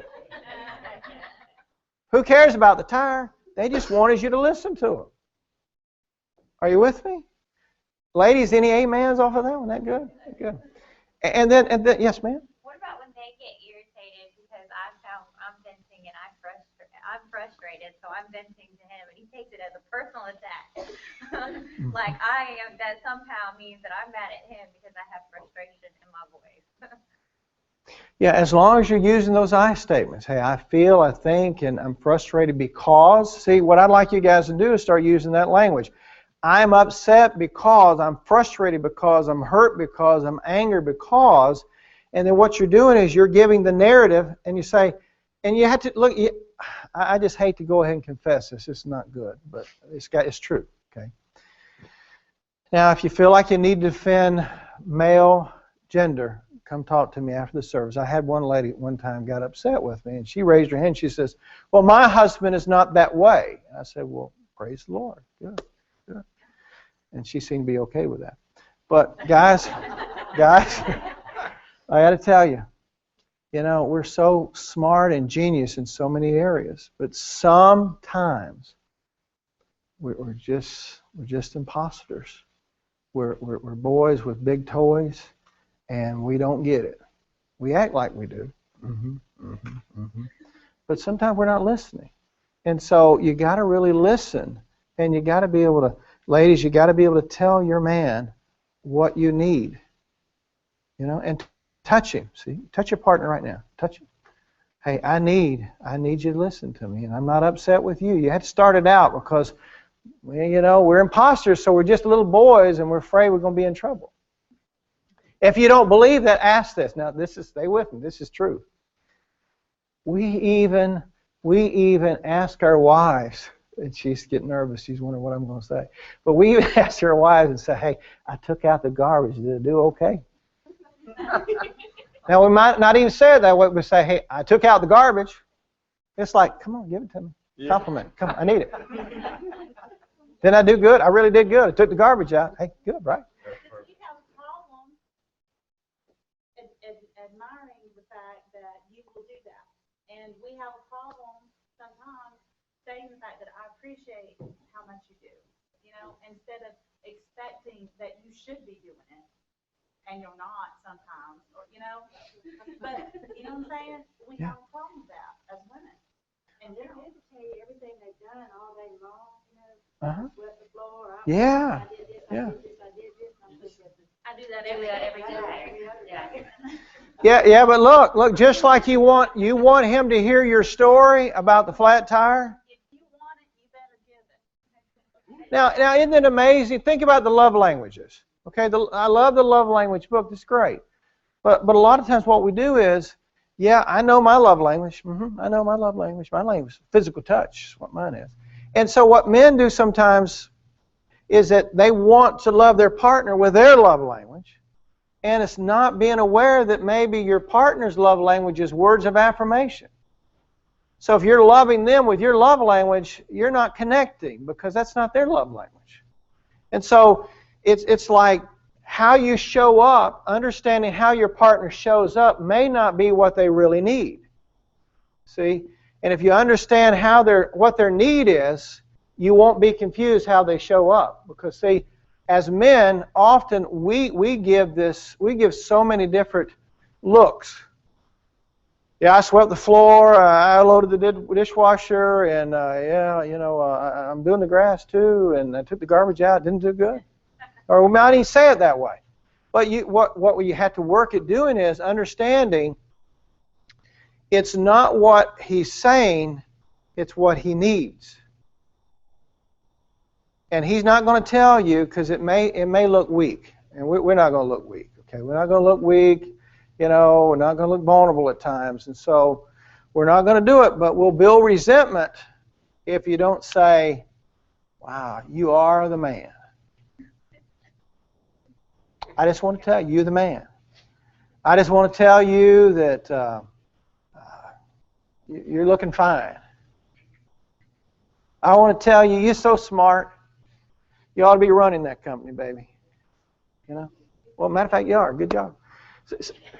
See what I'm saying? You've got to give those kudos because it's amazing. You want them. Why wouldn't you give your spouse kudos? Or maybe you don't. I don't need them.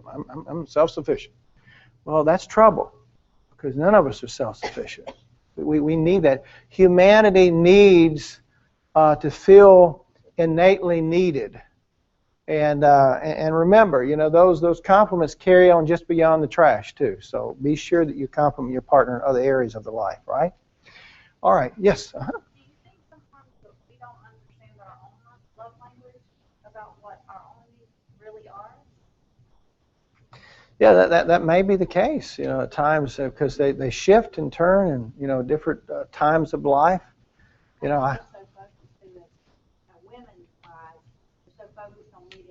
Everybody else's needs that sometimes we forget about our own until it gets to crisis stage. We're Yeah. so busy with our children, our Yeah. parents, our husbands, our work, just the day-to-day stuff every day. That we're just in a mode that we go, and we don't think about what we need until we don't have it, and we realize I'm not appreciating it. Yeah. See, and here's the other part of this, guys. If you really, the scripture says in Matthew, for where your treasure is, there will your heart be also. But it's amazing. If you say you love your partner, you want to be with them, and yet you put that on the very last, they're on the last of your list. It's sort of like, here's children, here's work, and here's friends, and here's church, and okay, here's my husband or my wife, and here I am down here. Wow, what's wrong with that? Yes, ma'am, you had your hand up a moment ago. I was just going to ask sort of what Misty asked. How do you figure out your love language? Because in a relationship, I mean, it's kind of like all the fairy tales tell you should just know each other, whatever. Yeah. But, when you've been married for so long and you're still like, what does this person need from me? What, and they're, like you said, the men, they're not going to tell you, right? Well, some of them will, but some of them don't know. My friend asked, and the partner said, I don't know. Uh-huh. What, Get the book. Yeah, five love languages. No lie. Get the book, 5 love languages. In there, at the end of that book, there's a little assessment, and you make a copy of it because they don't mind. You bought the book, and or just write in yours, and then get him to do his, and then whether it's acts of service, whether it's acts of kindness, gifts, physical touch, or quality time, you figure out what those are, and they do shift and change from time to time. But you just work to love them through that love language, and everybody needs some of all of that at some point. Like, I hate to categorize my love language is affirmation. Because sometimes if I'm upset or if something else has happened, I don't need affirmation. I need physical touch. I just need you to give me a hug and say it's okay. Right. And let whatever it is work itself out. So I don't know. I don't think people necessarily have one love language per se. I agree. People just need to be loved unconditionally. No matter what it is, whatever's happened, you just have to love them through whatever. I don't know. Hey, I think that's great. You heard her just now tell you her story, didn't you? The love languages. And see, that's good because it usually is predominantly one, but usually there's others in there, and it really is based on situations and episodic events, and it changes through life.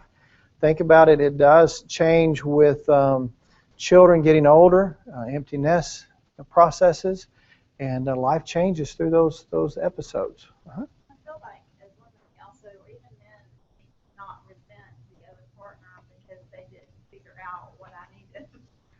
And I didn't tell him what I needed, but he didn't figure it out, and he should know. That I think that happens over and over and over sometimes in relationships. Like, well, I'm looking at you thinking, don't you know what's going on here? Do you not understand what I need? You know what I mean? And I'm not expressing to him I need, I feel, I want. That's right. So he doesn't know that about me unless I tell him. That's right. Because he is not psychic, and he cannot read my mind. And so I have to tell him, and he has to tell me, because I know there are needs that he has that I may not just read. He may think I can. I think I'm that good, and sometimes I think I am. But I'm not, and I need to hear that from him just as much as he needs to hear from me to work it out and be good at it. Well, that's very, very true. I mean, it's like the prayer is, my needs will not go unmet today as I make them known. And guys, I don't know, this may be true of you. A lot of women are this way too, but you really do have ESPN, right? Sports Network. So, but no, you're right. Go on where something bothers me, and he doesn't know what bothers me. Yeah. And then the next time it bothers me again, and I still don't say anything, and then it builds to the point where I am so angry. You don't remember on January 7th, you did it again on you Yeah. can't fix this. Yeah. I'm not gonna remember what I did today. Help me understand. Ask. Hey, help me understand. What's happened here? What do you need from me? How can I help? Yes. Great. Great. Great. I hope nothing changes.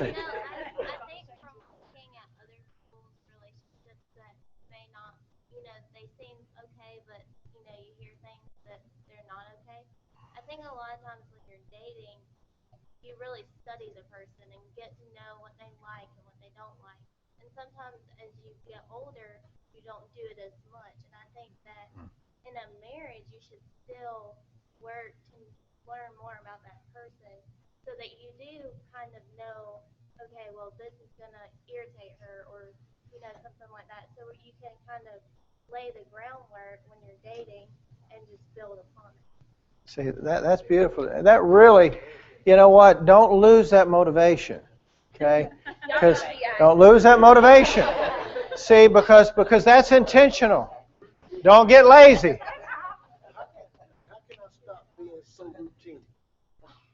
Okay, how can you stop being routine? I'm so routine. Everything is like she can't stand it. Everything, I get up in the morning, it's like routine. Uh-huh. She has to accept that about you. No, it's good that he's organized. Well, she said, I'm organized. she can't. If she walk out the door, I got to be behind her. If she come in the door, I got to be the first one in. And it's like she walked behind me, but I want to make sure the door is locked when I leave. Sometimes she'll leave it open. She'll leave it open. I'm saying, so I want to be the first one in. When I come home, I want to be the first one in, so make sure everything's cool. When I leave, I want to make sure everything's locked. A manly thing. But she's like, won't you change? Won't you? Well, it sounds like one of those perpetual issues. That's a part of personality, but it's also a part of, some obsessive compulsive traits. It's driven by anxiety. Okay? But no, listen, we all have different kind of, different traits and different personalities and a sense of needing to make sure that things are okay and to be in control. So she looks at you and says, you are the man. And thank you for making sure things are safe and locked and secure. Listen, you are my main security man. You're the only security man I got in my life.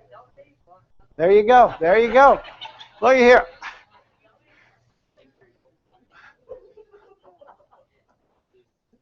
So this is good interaction. This is very good. Defensiveness, we'll move on from here and look at some other stuff.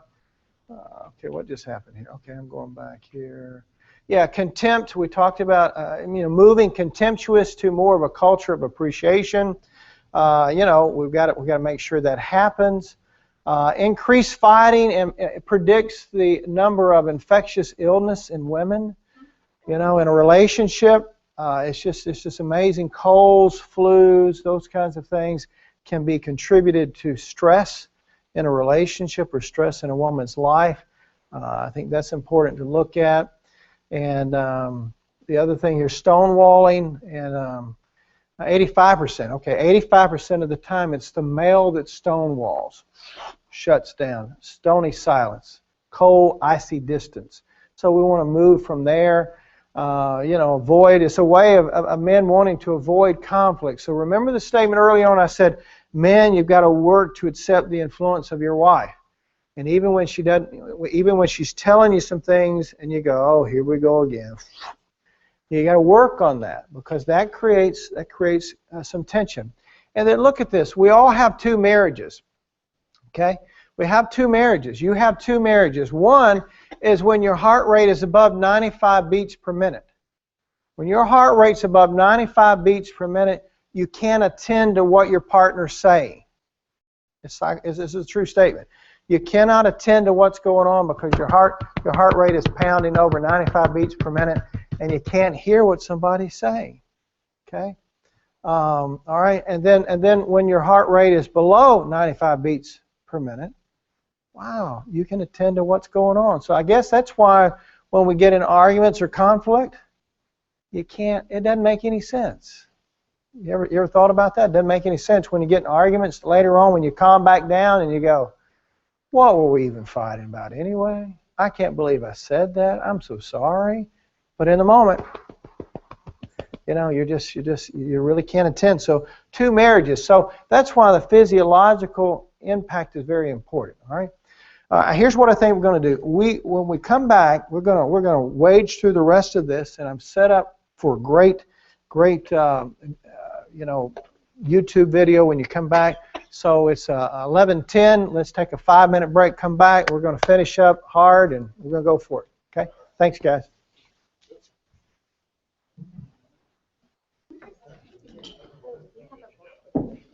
This is great. Okay. Just a little bit of all. I saw you wrap it up, and we have a crochet blanket that one of our ladies. If I get 2 more of those too. Yeah, well, that's true. I thought they were cute.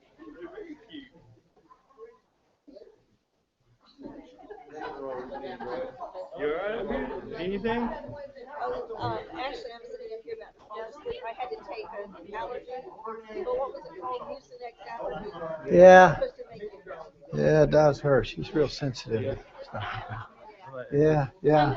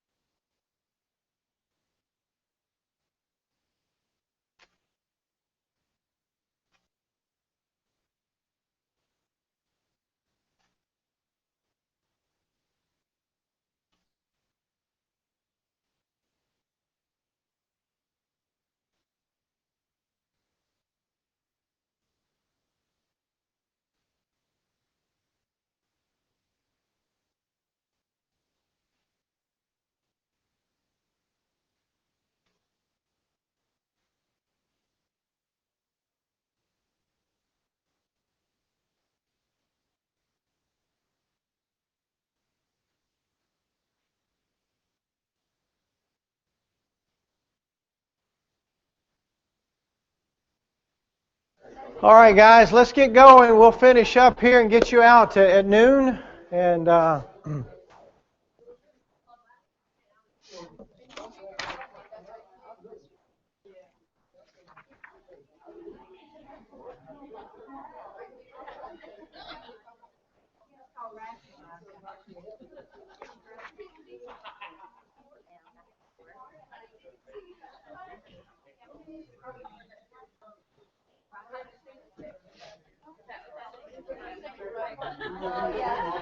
tell you what, we'll play this one, and then we'll play my video after this one, okay? Be great. Thank you.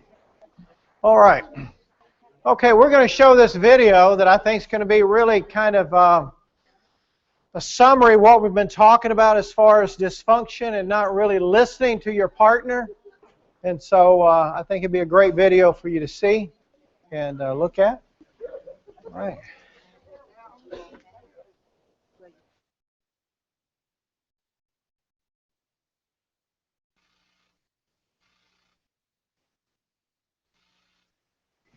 It's just, there's all this pressure, you know?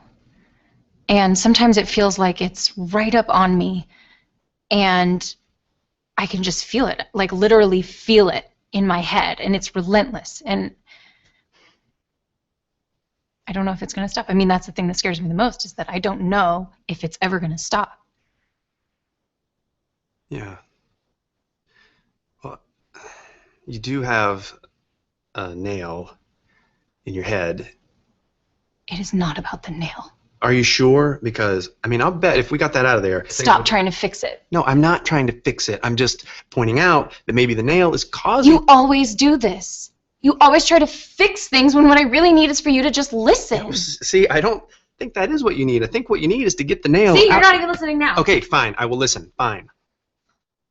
It's just...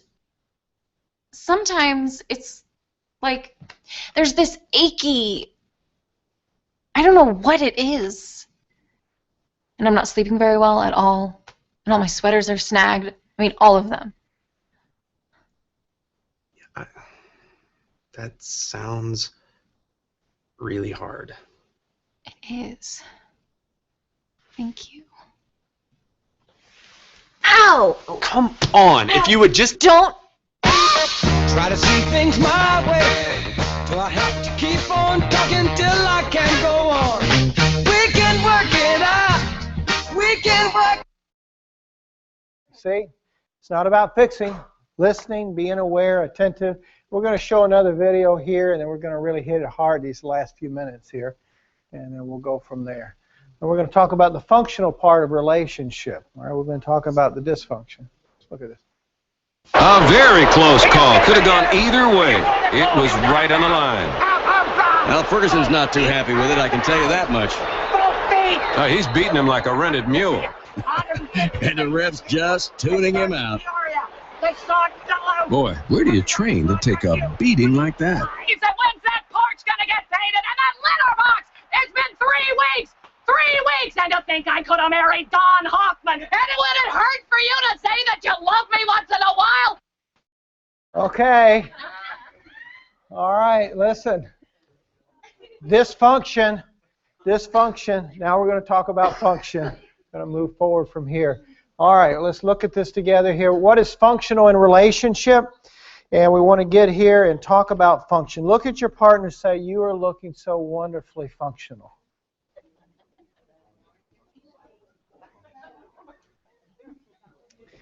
All right, when we talk about function, we're talking about emotionally engaging, all right, instead of disengaging, all right?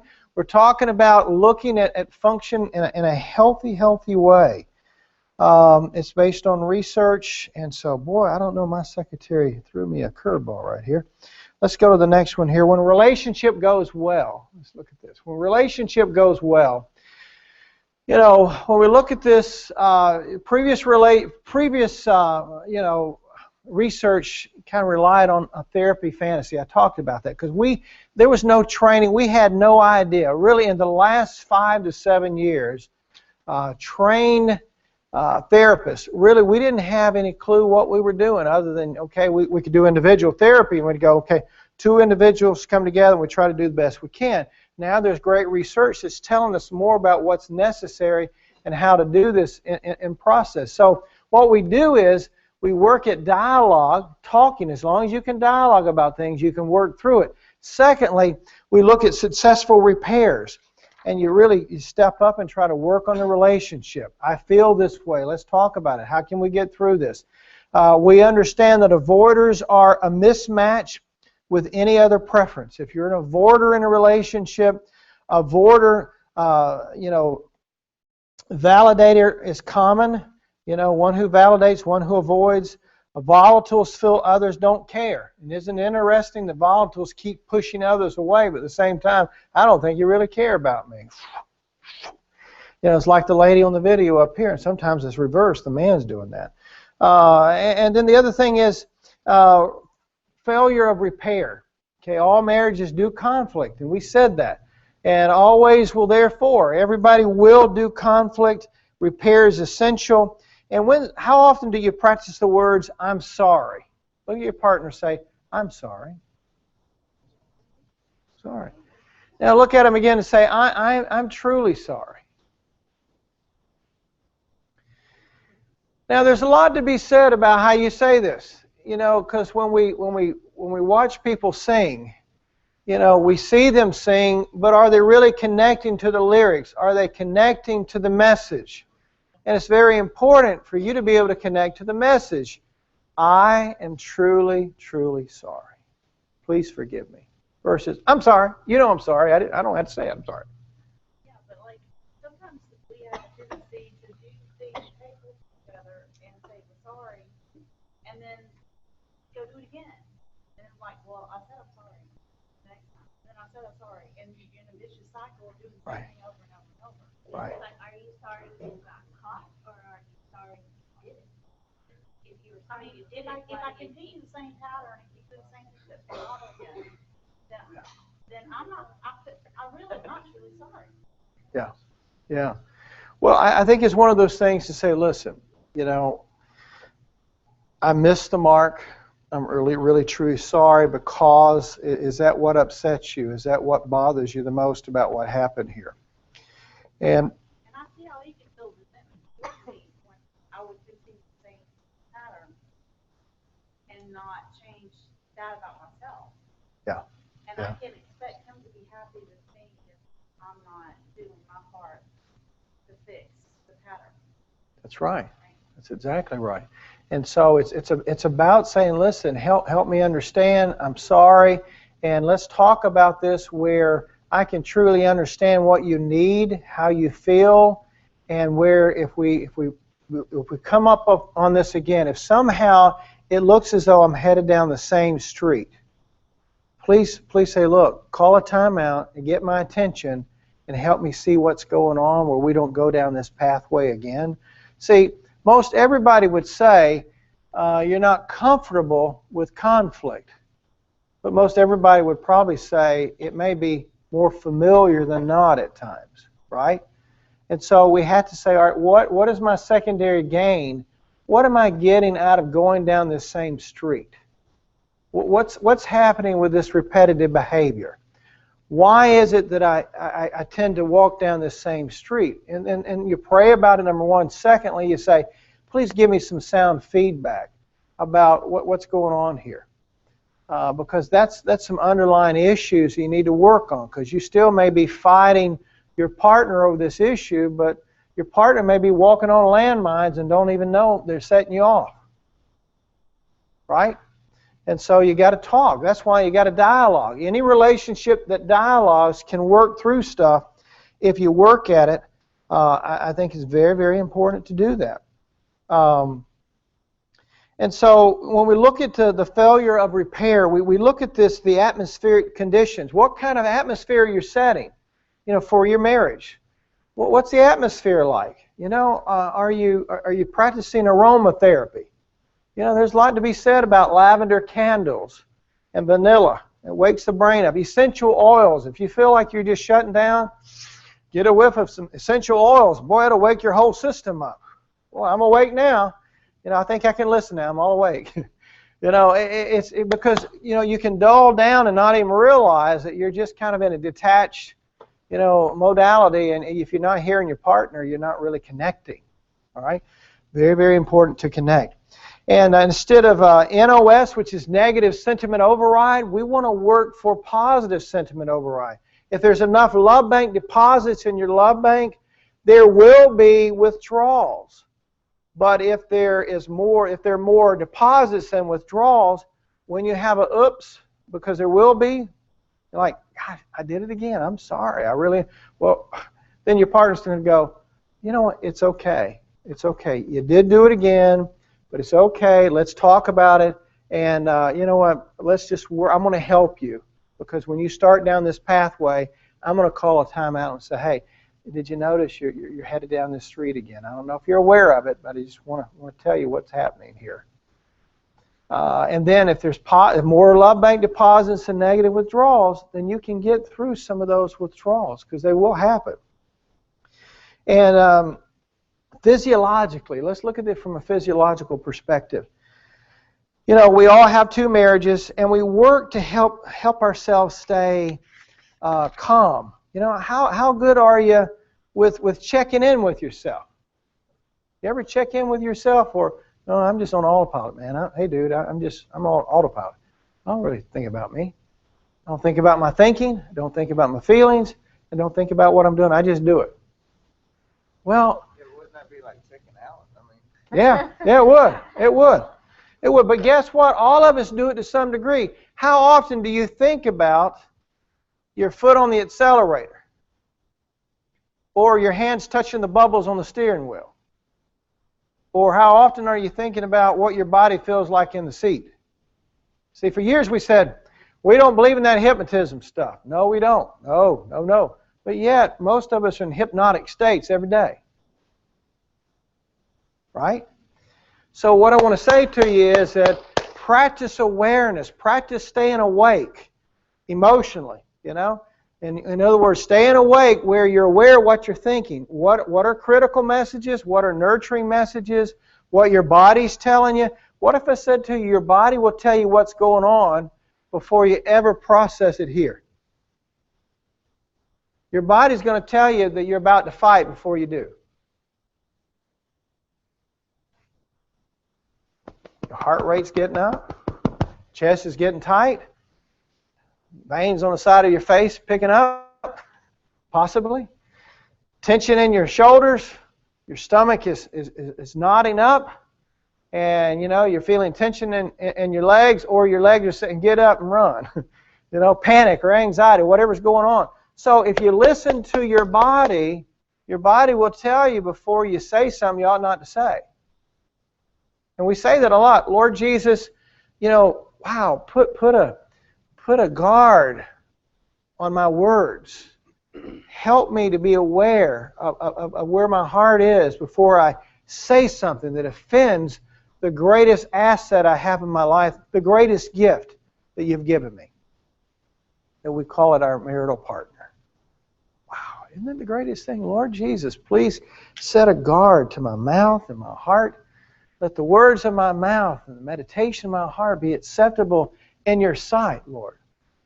Help me, according to Philippians, to think on good things. Whatsoever things are good, whatsoever things are just, whatsoever things are lovely, whatsoever be any virtue, be any praise. Help me think on those kinds of things. And then as we look forward here, we're back to where we started in this process of marriage. So what we really worked at looking at from a functional modality is those shared meanings. How are you being intentional about shared meanings? Okay, would you do something for me? Stand up with me. And if your partner's here, I want you to turn to your partner right here in church. I want you to give him a big, big hug, okay? Give him a big, big, big, big hug. Okay? Big hug. Big hug. If they're not, I want you to give yourself a hug. There you go, butterfly hug for yourself, all right? Some of you aren't doing the butterfly hug. Here we go, here we go, here we go. Here. Good. All right. Tell them 2 more positive things about them before you sit down. Got to get the 5-to-1 going here. 2 more positive things. Tell your partner 2 more positive things.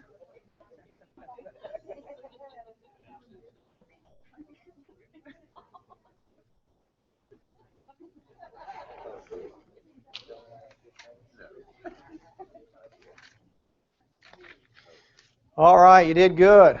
You did good. So starting today,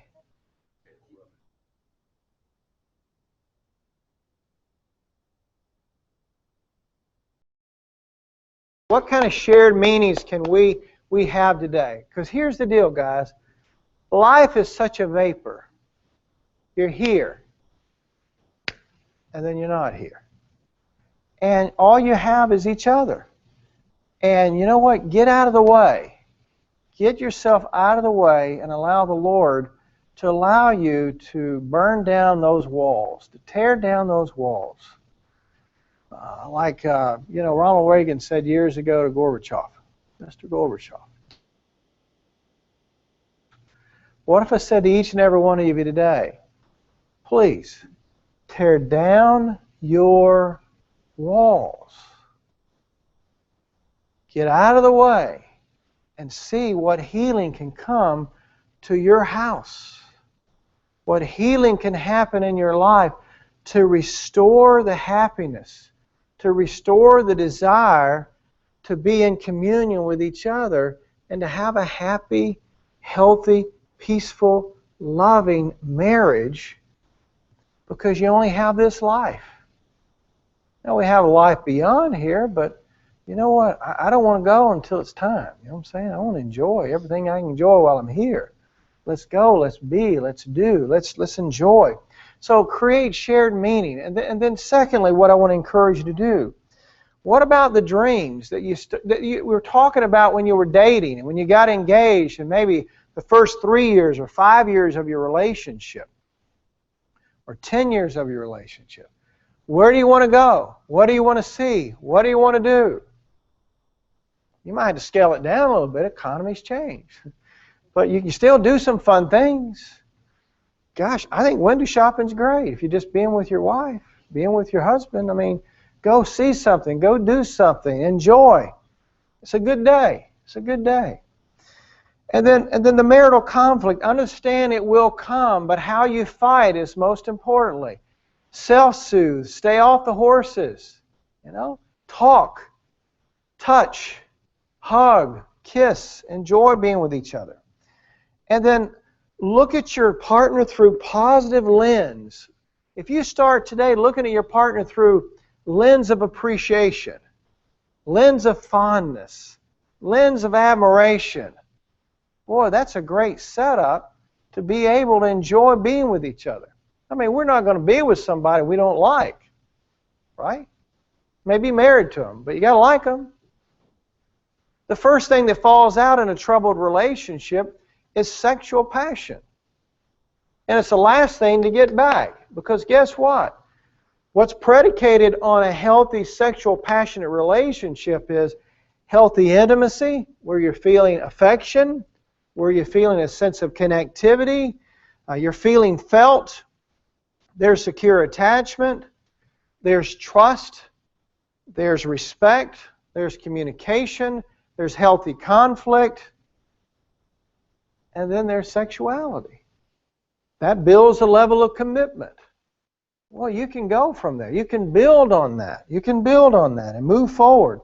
So turn towards each other versus turning away from each other. Act like you want to be with each other. Remember, be nicer than you are the convenience store clerk. If you're sharing more intimate things with people at the job, you're already in trouble. Listen, your partner's not just your best friend.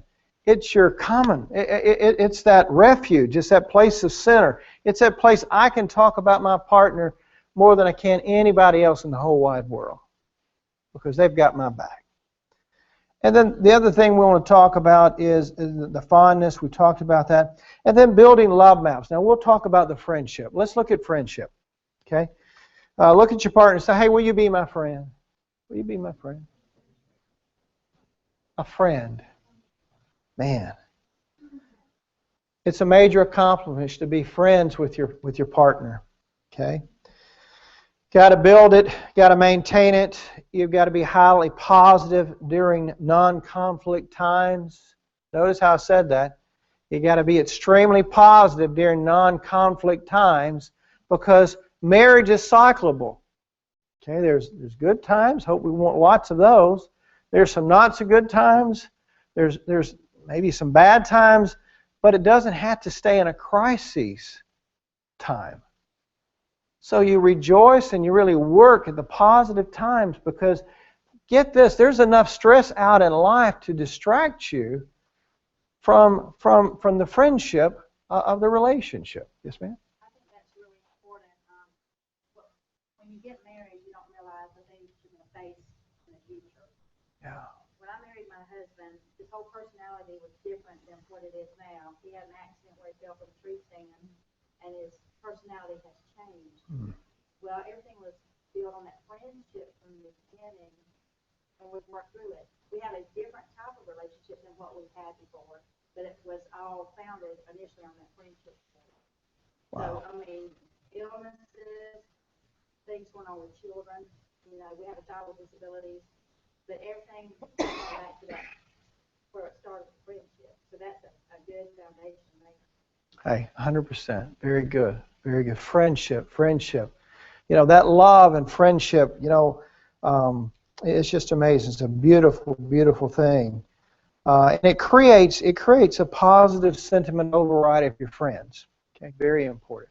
Love maps. You know, love maps are, you know, keeping your partner, in essence, in your prefrontal lobe. Okay? That you have them on your mind. If you have your partner on your mind, up in your prefrontal lobe, and you're not pushed it to the back, you're going to be thinking about your partner.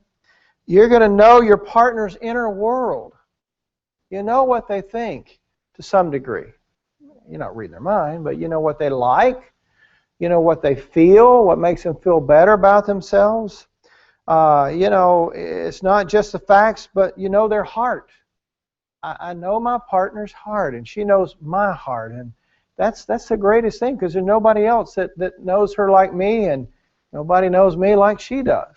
You know, and that's a friendship. That's a love map modality. And then you update your file regularly. You know, what happens if you don't revisit your file? You know, it kind of gets a little distant from you. So you got to update the file regularly. You got to remember dating. You got to have a date night. I hope all of you have a date night. You've got to date. You can't allow routine of life to become uninteresting, and because you're tired. You got to date. Get parents, get grandparents, get uncles, get aunts. You know, pray about it. Get a mom's out night started somehow. Everybody get together. Pay somebody you trust that can keep kids, and go as a group. Go to Dothan. Go to Panama City. Go to Chipley. Do whatever you want to do. Go out to a bonfire. Have a great night. You know, out in the open. There's nothing better than the open country. I mean, I remember I didn't grow up in the Sand Hills, but I visited them a lot, and that's where I hung out. You know. And hung out at the beach, you know, and although my mom says, look, my dad says, don't you go across that bridge. Sin, it's a bad world out there. Don't go. Guess what we did? We went. And see, I tell parents sometimes, go with your kids and teach them the positive things that they can pertain out there versus tell them what they can't do, you know. So it's not about parenting, but we're moving on here. So love maps. I love my mama, by the way. And she did good. She did good. Remember dating. You got to have a date night. And then knowing that I exist in your mind. Wow, how beautiful to know that you exist in your partner's mind. They're thinking of you. And it's good to remind them every once in a while with a card or with flowers or some kind of behavioral modality that says, hey, I'm thinking about you. And then knowing and being known. And then genuine interest. You're interested in what somebody else is doing. And then we're going to go and talk about this fondness and admiration. You know, really liking your partner, respecting. I'm lucky to be with you. When's the last time you... Matter of fact, let's do it this morning. Look at your partner and say, I'm just so lucky. I'm so blessed to be with you. Wow. Yeah, ditto. I am so blessed to be with you. Now, if you're here by yourself today, I'm so blessed to be with me. Okay? I'm telling you, that's a good thing. It starts with you. You got to be blessed to be with you first, right?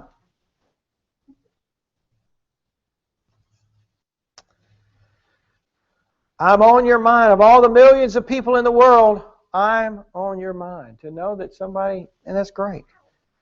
Yeah. See? I want you to feel me. Turning towards versus turning away is an active modality. You've got to be active about your relationship. You've got to be active about it. It's just not going to happen on autopilot.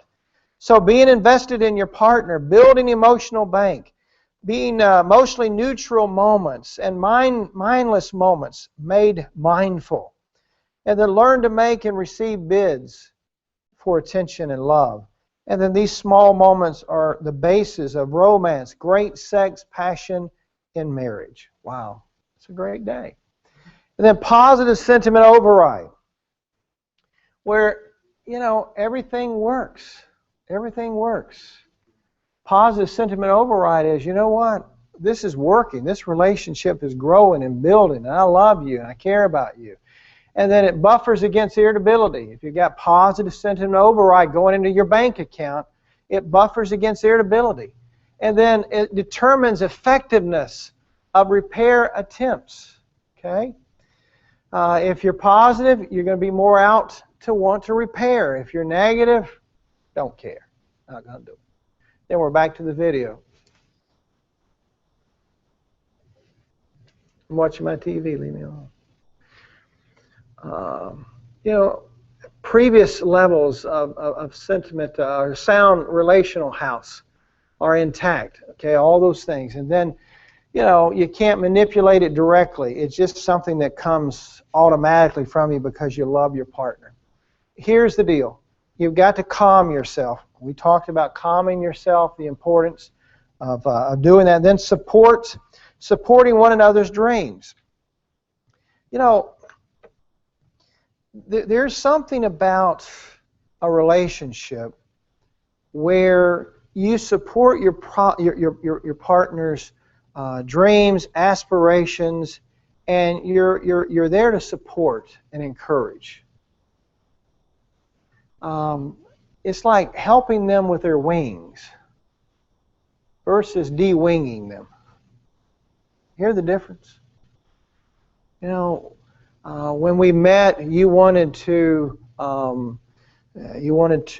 do these things. You wanted to continue your career here. You wanted to set these goals for yourself. Go back and talk about those and see, yes, life changes. And yes, there is surrender for the family. But here's what will happen. Here's what's going to happen.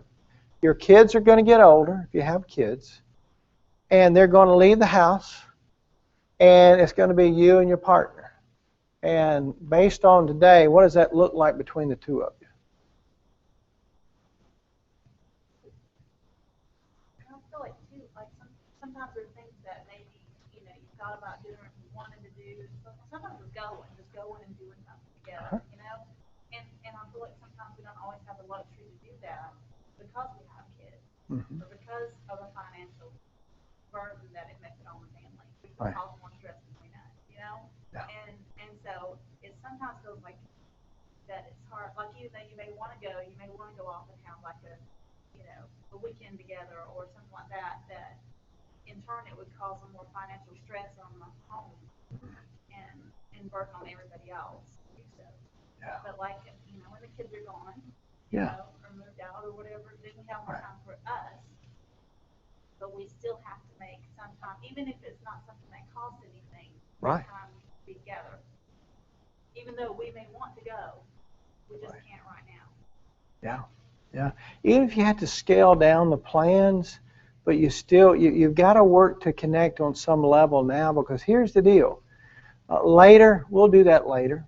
We'll do that later. We'll do that later. Yeah, when the kids are grown, we'll do that.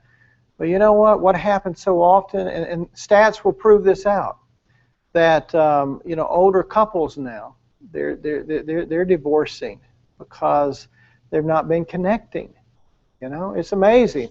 I had a pastor recently call me and said, look, I'm really jumped into this spring break deal. I think I'm in some really heavy waters here.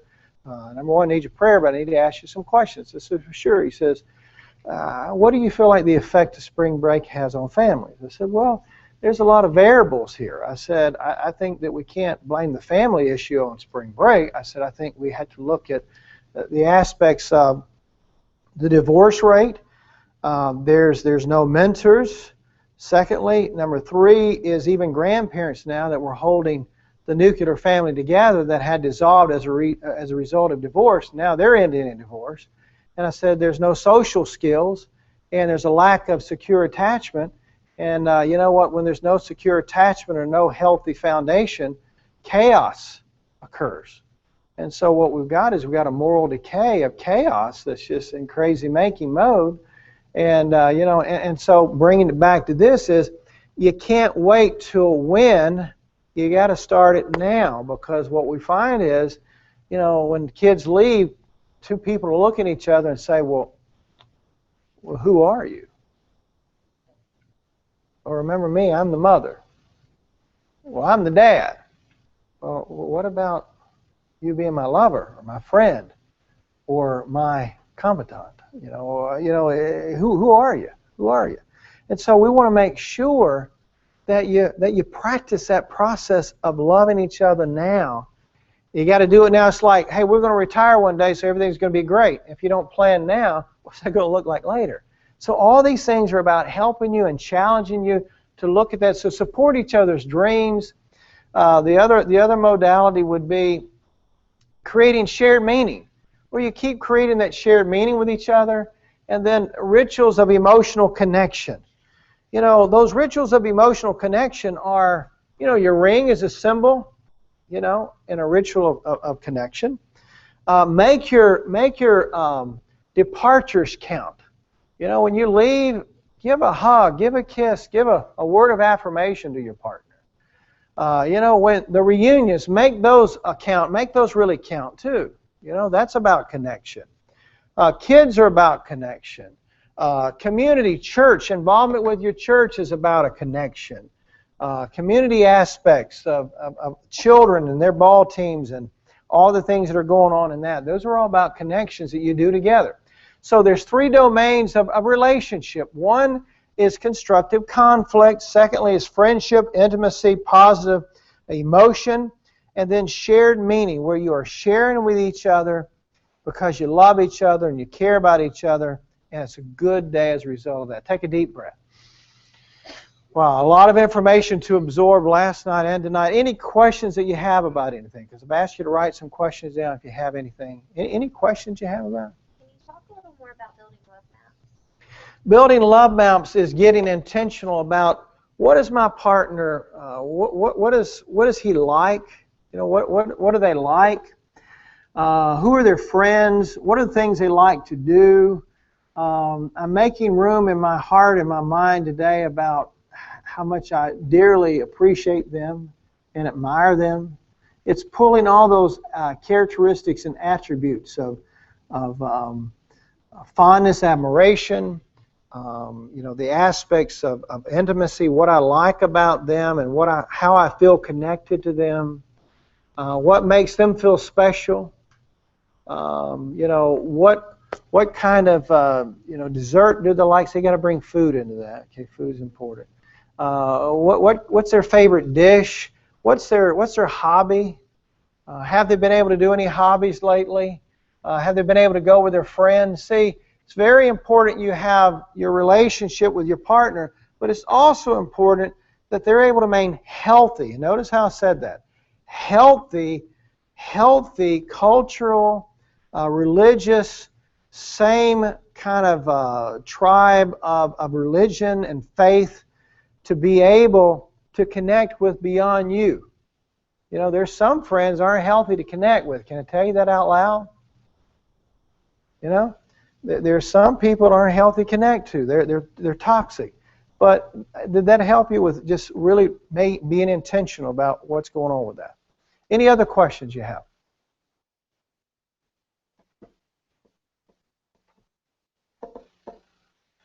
All right. I'm going to ask you homework. This is ongoing homework. You ready for this? You want to write it down, or can you remember it? I'm going to hug more. Going to kiss more.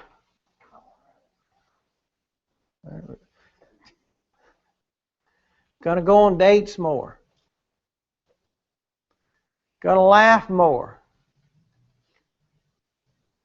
Going to deep breathe more. See, deep breathing is all about helping you stay less than 95 beats per minute. Okay.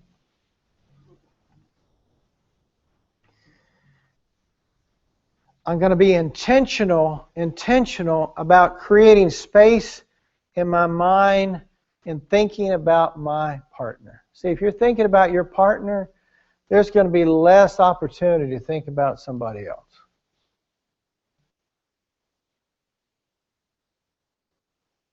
How much in your experience of therapy and counseling?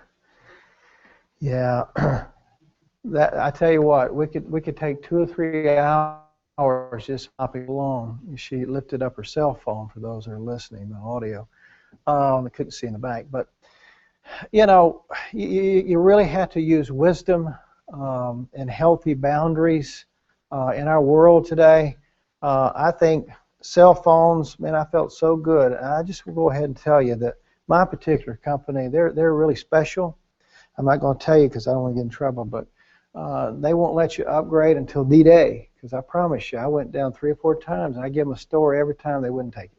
I thought I was pretty good. Nope, not until this day. So we all love our phones and we love upgrade times, you know, that's for sure. And we all love our computers.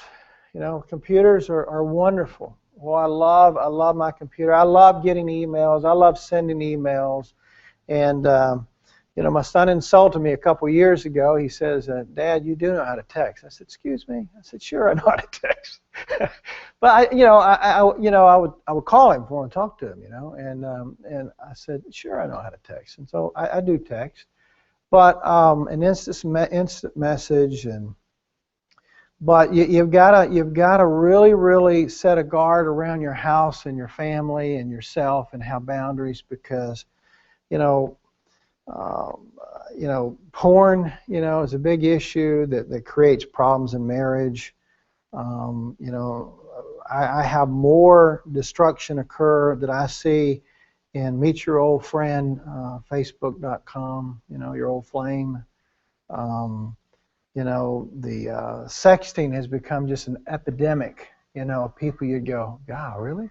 And it's just amazing. It's so addictive, so alluring. And you see what happens when we don't practice all the principles we talked about last night and this morning, and being intentional about your marriage. How that so many outside things are really vying for your attention to distract and to derail you and to create a false sense of intimacy. And so, you really got to set a guard, and you got to set healthy boundaries in those areas.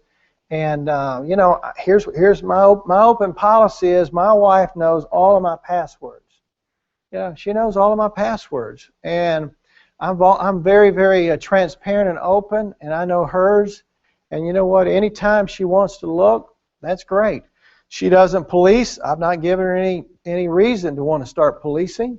If you are policing, then you know what? You've probably given some sense that something's going on, or you're so protective with your phone, or you're hiding your phone, or it's just horrible, that the epidemic of